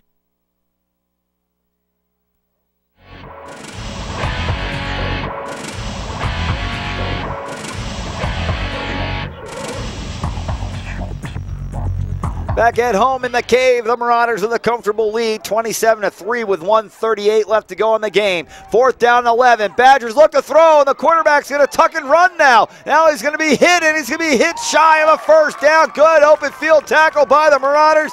And it's Ulysses Hernandez that comes up and gives us the old predator move like Clay Matthews likes to do there. And he tackles him shy of a 1st down by about 6 yards, and the Marauders will take over on downs. 1st and 10 from the Badger 48-yard line. Well, that should do it. The Badgers can they can stop the clock twice. They got 2 timeouts left.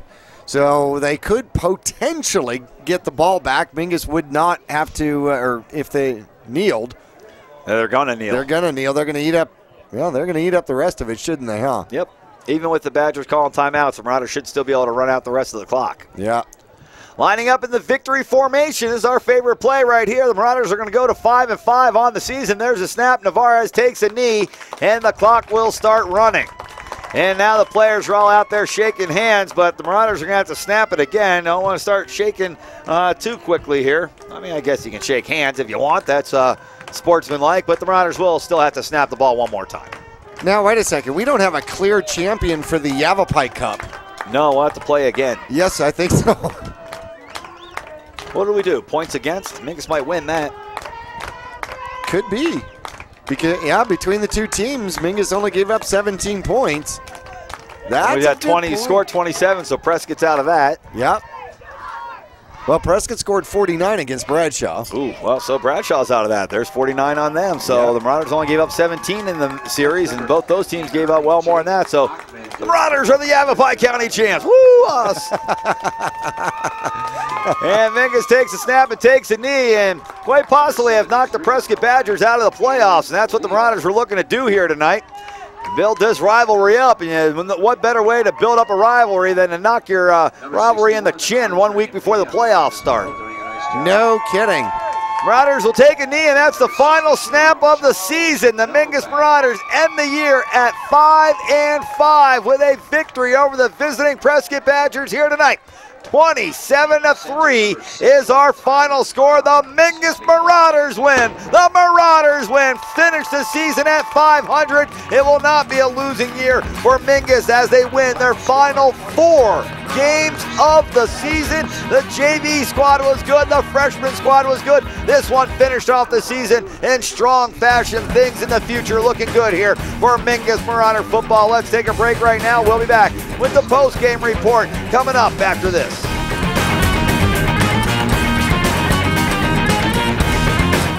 Digitel, a Verizon premium wireless retailer. Come in today for the latest from America's largest and most reliable wireless network, including nationwide unlimited talk from Motorola, LG, Samsung, Apple, and HTC. Find Digitel, your Verizon premium wireless retailer, in the Flagstaff Mall, in Cottonwood at 960 South Main Street, in Payson at 401 North Beeline Highway, and in Prescott with locations in the Prescott Gateway Mall, Willow Crossroads, and the shops at Prescott Gateway.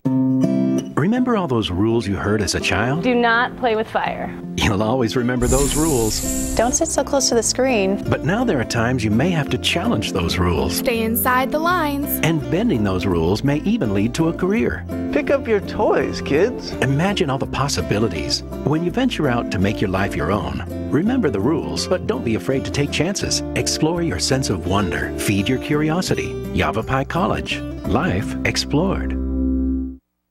The Suzy Q Market is the most convenient stop for road trips, with 1,500 beverage selections and plenty of snacks.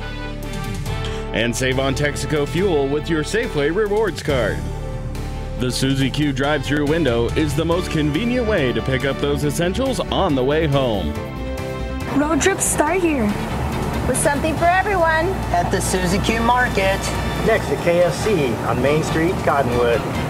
Go Marauders! Would you rather recycle like this or like this? Clean Recycling processes over 95% of the materials collected as opposed to under 20% with other processes. Just add a recycling container and your recycling materials end up recycled instead of in the landfill. Just one of the many reasons Taylor Waste has been voted #1 for the past 8 years in a row. Hi, I'm Chris Taylor, owner of Taylor Waste. We're proud to serve our friends and neighbors with service tailored to your needs. Welcome to the Digitel Verizon Wireless Post-Game Report. Digitel, a Verizon premium wireless retailer in Cottonwood at 960 South Main Street. Stay tuned for a complete wrap-up of tonight's game, including highlights, stats, and the announcement of the player of the game. The Digitel Verizon Wireless Post-Game Report starts now. Here's Zach Calandra.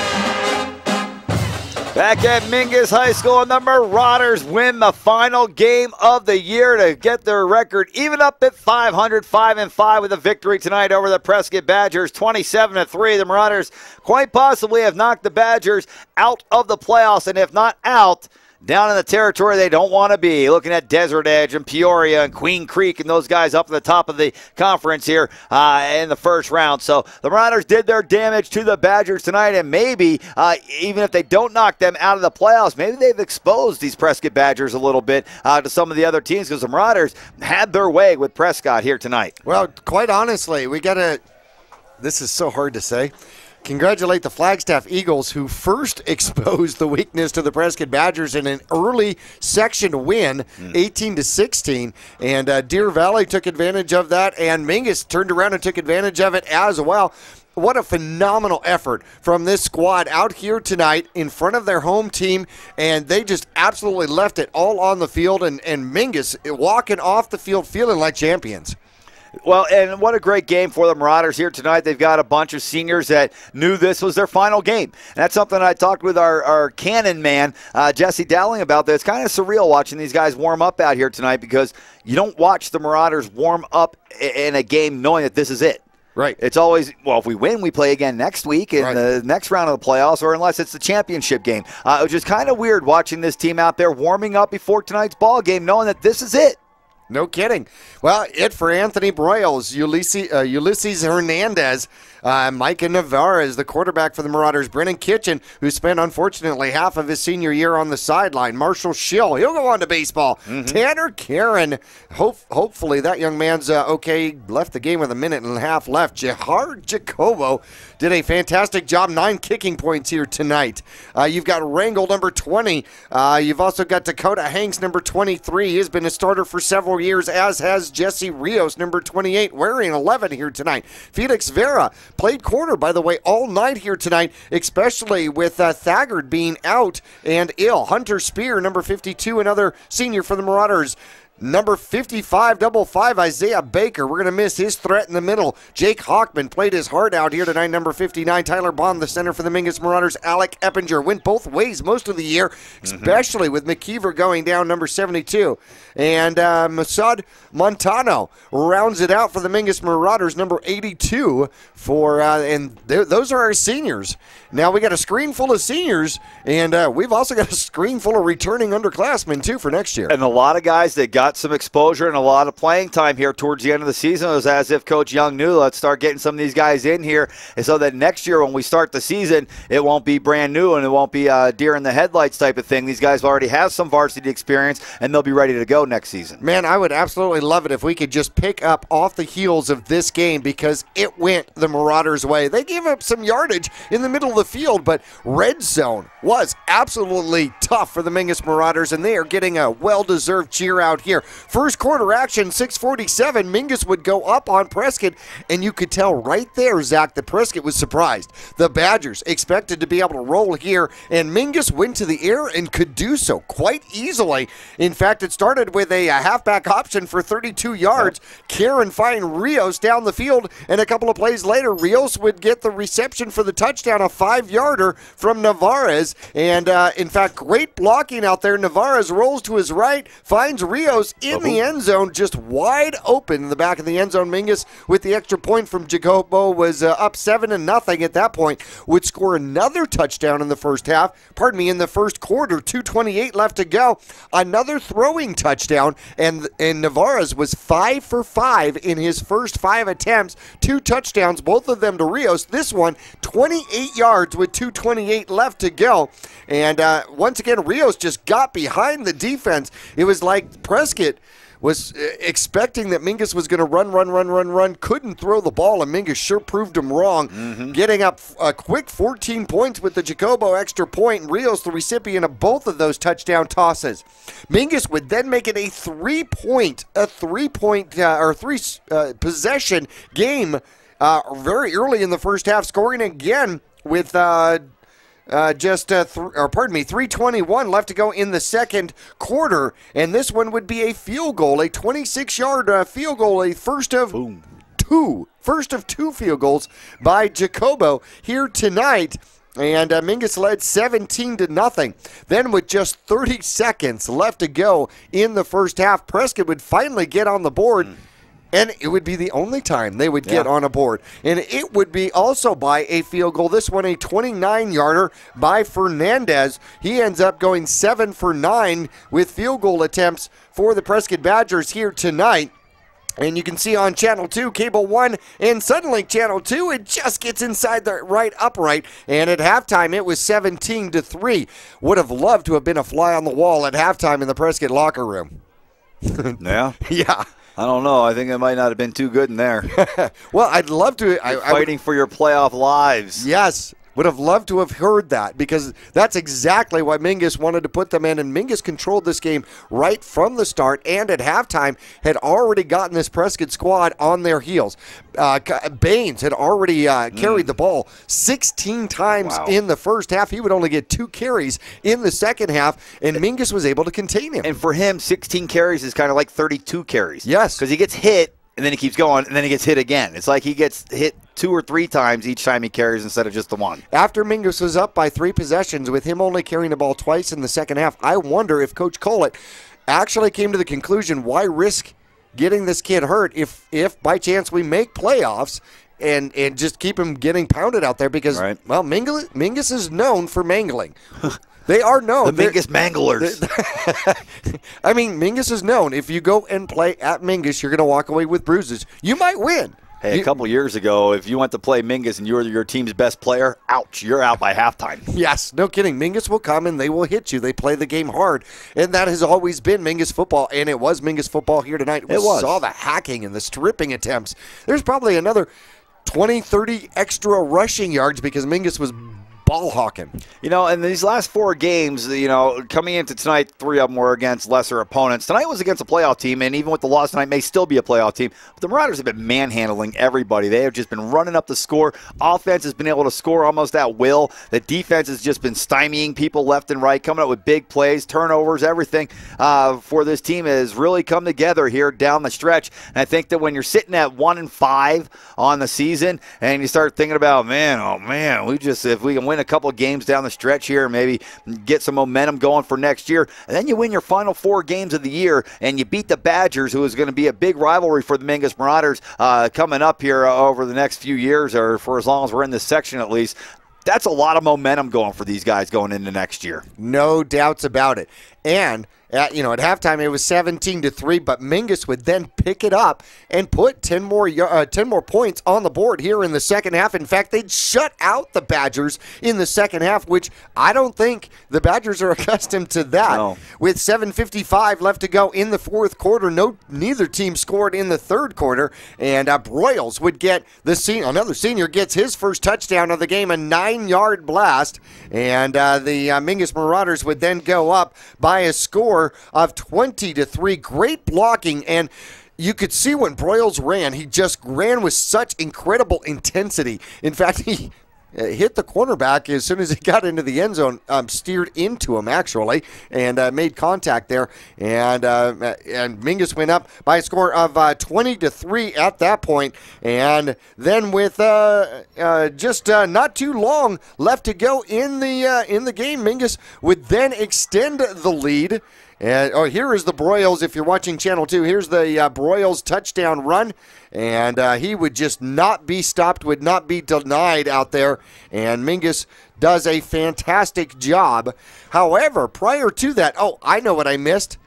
Can you believe this? I missed the second field goal. Oh, we saw it. Yeah, second field goal by Jacobo, and that was a 35-yarder. That was 6:37 left to go in the third quarter. So, pardon me, Mingus would score 3 points in the third quarter, 7 in the fourth quarter, and that makes the 10-point advantage, but shut out the Badgers in the second half and extend the lead, a 24-point lead.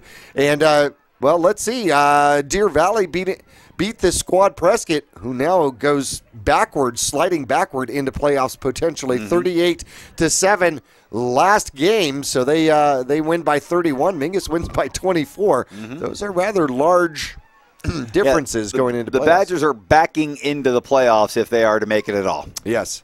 All right, fans, let's take a quick break right here. We'll be back with some more individual statistics for you tonight. The Mingus Marauders with a big victory, 27-3 over the Prescott Badgers here tonight. We'll be back after this. Reese's Tire and Automotive Tire Pros give you more miles for your money. Locally owned and grown, Reese's Tire and Automotive Tire Pros will beat any competitor. Bring your best deal and they'll beat it on price, total service, tire quality, and arguably the best nationwide warranty. For 24 months or 24,000 miles and available at 30,000 locations coast to coast. Get more miles for your money every day from your hometown team, Reese's Tire and Automotive Tire Pros. Your local Taco Bell invites you to Live Moss.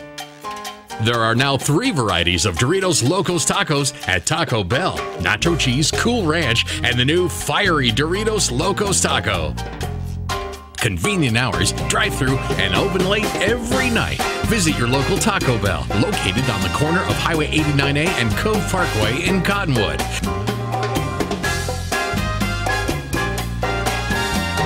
Taco Bell. Live Moss. The Victory Red Tag Model Year End event. We're clearing out the last of our 2013 bikes. Now's the time to jump on our best deals on the best bikes on the planet. Get up to $2,000 in rebates, 0.99% financing, and a 5-year powertrain warranty. Get one while you still can.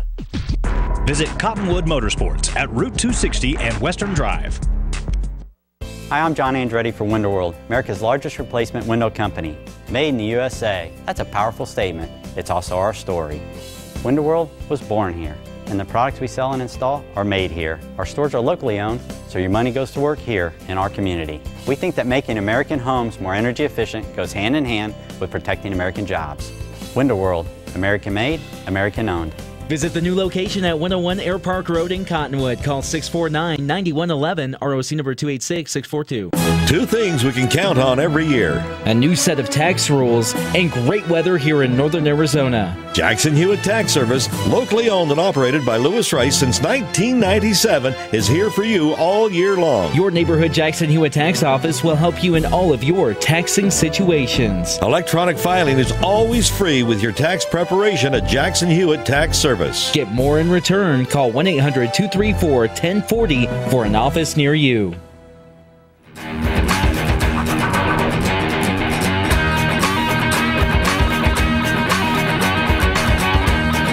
Back at Mingus High School, and all's well that ends well. And the season ended well for the Mingus Marauders. 5-5 overall with a big victory. Won 4 in a row to end the season, and a big victory tonight over a Yavapai County foe, the Prescott Badgers, 27-3. The Marauders, offensively, defensively, special teams, everything working again tonight for the Mingus Marauders, as it has over the last 4 weeks of the season. Mingus has really been able to turn around the ship and get things headed in the right direction. And this is going to be a team to reckon with over the next couple of years. The JV squad was very good this year. The freshman team also very good. And this team finished off very strong. So the Mingus Marauders have some good football coming up here in the next couple of years. Freshman squad 8-0, as we're glad to report here at the Digital post-game report.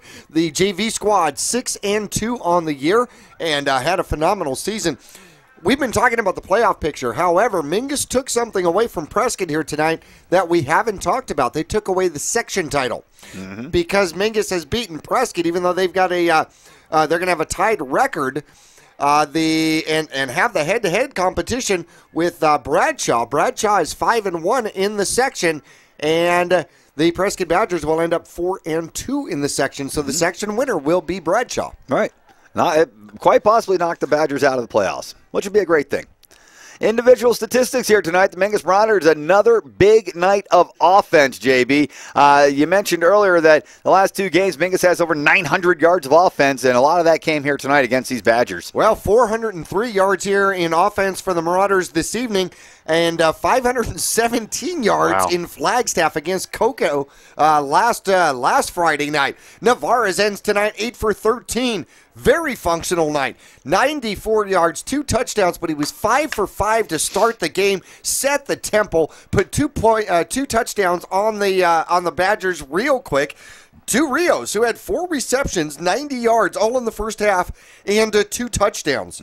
Mingus had 277 rushing yards, and the mass majority of that coming in the second half. Tanner Kieran, by the way, set up a touchdown with a 32-yard pass, his only pass attempt of the game, so he was 1 for 1. Navarez ends the game with 7 carries and 30 yards. Only got sacked here once against a squad who is accustomed to, Prescott's accustomed to 3-4 sacks a game.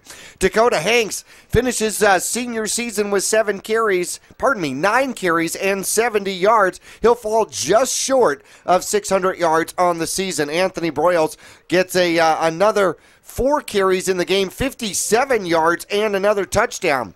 Helsel ends up with 7 carries and 47 yards on the ground. Tiffany got a carry here tonight. Levi Collins got 3 for 10 yards. And the Mingus Marauders, Rios, ends up touting number 11 here tonight. Brendan Kitchen's number. Good for him. Another 8 carries and 61 yards. But in the air, he had those 4 receptions and 90 yards. Galloway, the freshman, 2 receptions, 18 yards. Simmons, another 2 receptions, 16 yards for the Mingus Marauders. So spread it out, and Mingus pretty much did it from all different directions. Schill had a phenomenal punt. Had a great job punting the ball here tonight. One of his punts down not only inside the 20, but inside the 2. Dude, keep your eye on that moth. I'm a psycho moth that's been attacking us here for the last couple minutes. So, nonetheless, I got my eye on him now. All right. You a little worried there? I was. I'm trying to eat through my Penn State sweatshirt here. What the heck's going on? There we go. Sonny Zale taking his way out of the stadium here tonight. And he's got a son, JB. It's one of these up-and-coming players for the Mingus Marauders. So there's a lot of these younger underclassmen that are going to be really good players here for Mingus. No doubt. I look forward to it. Unfortunately, Have to go for 42 weeks before we get back to Mingus football season. But we only have to go 1 week until we get into the little guys. That's true. That's true. And that'll be fun. That'll start up on November 9th. A couple of home games as the Cottonwood Lobos will go as the lower seed to the Cottonwood Marauders, and that's in the Mighty Mite division. And then the 4 and 5 seeds, the Cardinals, the 5th seed, and the Bears, the 4th seed, will go in the Minors division, and that'll also be at CMS coming up on the 9th. And then the Majors division have one more game of regular season before they get into their playoffs, so that'll be fun. And then the Colts. And the Colts, they will be on the road to Williams, who is the number 1 seed and undefeated in the Minors division. But the Colts do make playoffs. All 3 Cottonwood Minors teams. Congratulations to those guys, man. Yeah. They've really stuck it out throughout the season. They almost won their first game of the year against Page, lost by a point, and then were just getting blown out throughout the season and kept trying and kept working and kept getting better and kept getting better. Next thing you know, they win a couple of games. They make the playoffs. Yeah. Congratulations, Colts. Way to go. Yep. And the other thing, you got 4 or 5 Cottonwood teams that make the playoffs, and 4 of them play each other in the first round. Yeah. Yeah. A la the Grand Canyon region of, yeah. I don't know how many times that happened. The visiting Prescott Badgers here tonight. Will Kepner ends his evening with 17 attempts out there. He only gets 56 yards in the air for the visiting quarterback. He goes 8 for 17, 56 yards. An interception. Karen getting the only interception of the night. And we'll be able to make mention the interception brought to you by Larry Green Chevrolet, whose pick of the night, pick of the week, a 2012 Chevy Sonic. Light trim, power, everything. 13,472. Baines. Probably killer gas mileage. Yeah, no kidding, huh? 172 miles a gallon or something. Baines, by the way, 18 carries, held to just 111 yards. Yeah, it seemed like he had a lot more than that. The Marauders were really able to corral him for the most part. No kidding. Holding Prescott to 184 rushing yards is success, is definitely success. 256 yards, but all of it was in between the lines. And oh, man, Jacobo, because of his kickoffs and putting the ball as touchbacks, and they did not get the runbacks that they were accustomed to, which probably put them, in great field position when they get into open running areas, which is their strength. By pinning them deep and making them start from the 20, especially all of the first half, it was great. It was absolutely phenomenal. They would make mistakes, or they would run out of gas, or Mingus would come up with a big play, and the drive would stall somewhere around the 30. A couple snaps over the head of the quarterback, a couple of drops on the shotgun snaps. So the Marauders were able to wreak a little havoc there in the backfield on a couple of those plays. Yep, absolutely. All right, fans, let's take a quick break right here. We'll get a word from our sponsors. We'd like to thank Digitel, Verizon Wireless for sponsoring our post-game show. Marauders win 27-3 tonight over the Prescott Badgers to even up the record at 5-5 on the season. Let's take a break. We'll be back with Player of the Game coming up after this.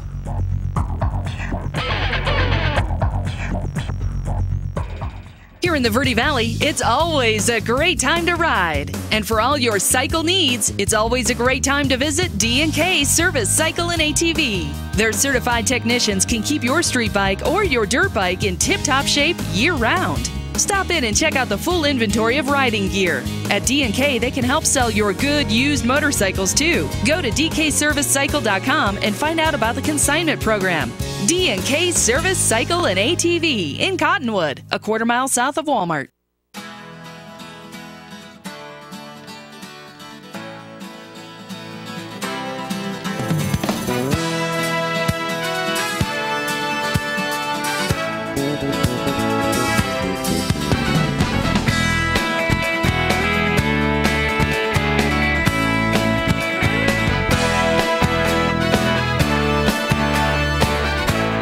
Our whole team is here to help you get the most out of each workout here at the Cottonwood Recreation Center.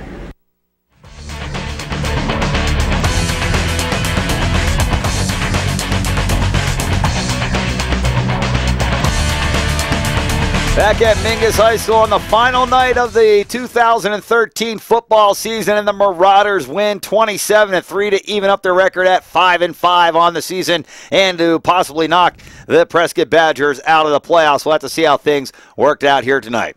Well, JB, we had a good game here tonight. It was an all-around effort by the Mingus Marauders. They did it on offense, they did it on defense, and they did it on special teams. Jair Jacobo had a tremendous game, kicking the ball into the end zone. He kicked field goals, he kicked extra points, he did just a little bit of everything here tonight for the Mingus Marauders. Yeah, he's going to be our Digital Verizon Wireless Player of the Game, and the young man had all of our extra points, was perfect on extra points, was 2 for 2 in field goals, and as I started to talk a little bit before the break, with all of those touchbacks on the kickoffs, forcing Prescott to do these long drives, well, it ended up being their demise as they would stall out in their drives. So Jacobo did a phenomenal job playing the game of field position and did his great. It scored 9 points as a kicker for the Mingus Marauders.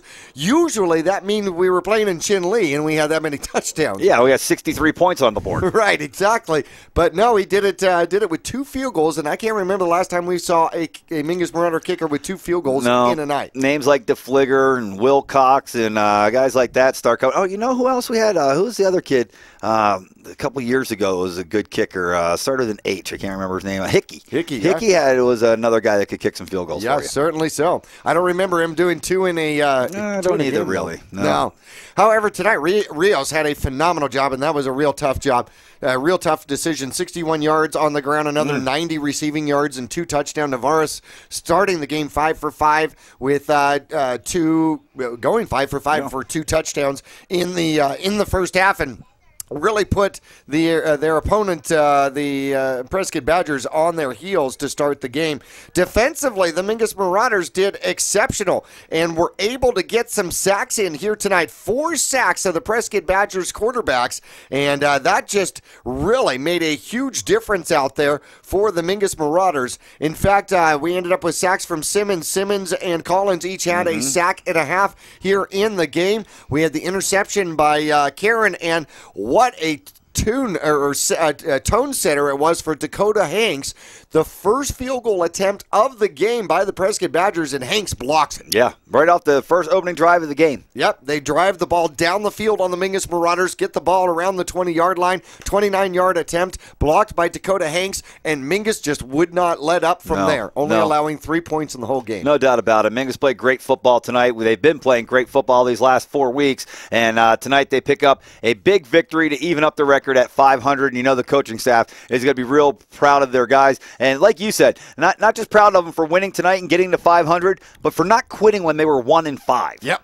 Absolutely. So many kids will quit when you're 1-5. No doubt. It doesn't even matter if you've got some games coming up that you could potentially compete in. You don't know that for absolute sure. And Mingus turned around with a 4-game winning streak to finish off the season. Just totally sets the tone. That is unselfish seniors setting the tone for next year's squad coming up.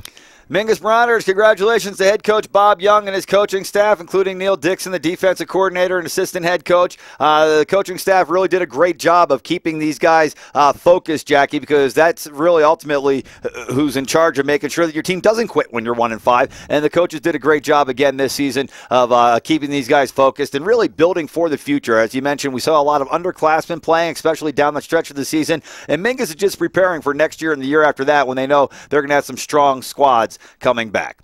All right, fans, for Jackie Bessler, I'm Zach Calandra. We'd like to thank our camera crew, including Abby, Joey, JC, and we'd also like to thank our producers, Ryan Nichols and Brian Saravo, back in the studios or in our truck here, keeping us live and on the air. We'd like to thank the Mingus Marauders once again for providing us with a spectacular season. We saw the little guys from High Desert Youth Football out on the field a couple weeks ago. We saw the mini Marauder cheerleaders out there tonight. A great community event here, Mingus Marauder football, and we look forward to seeing you again next season when the Marauders get rolling out here on the gridiron once again. Well, I'll look forward to it. Just 42 weeks left to go. Hey, 42 weeks. They'll go fast. Everybody have a great 42 weeks off, and we'll see you next August here at Bright Field on the campus of Mingus High School, live from the Cave for Mingus Marauder football. All right, everybody, have a great rest of your winter. Come out and check out other Marauder sports. You've got football over with, so that means soccer, or not soccer, what is it, Jack? It's coming up. Basketball and wrestling are coming up. You got the Marauder baseball team in the spring. You got the track team coming out. The girls looking for a three-peat as state champions. They've won the last two. That's the only way you get to be a three-peat. So some good sports coming up here for the Mingus Marauders. We'd like you to come on out and cheer on and root for all your teams, support all the teams here at Mingus. All right, everybody, have a great night, and we'll talk to you next August from here at Mingus High School.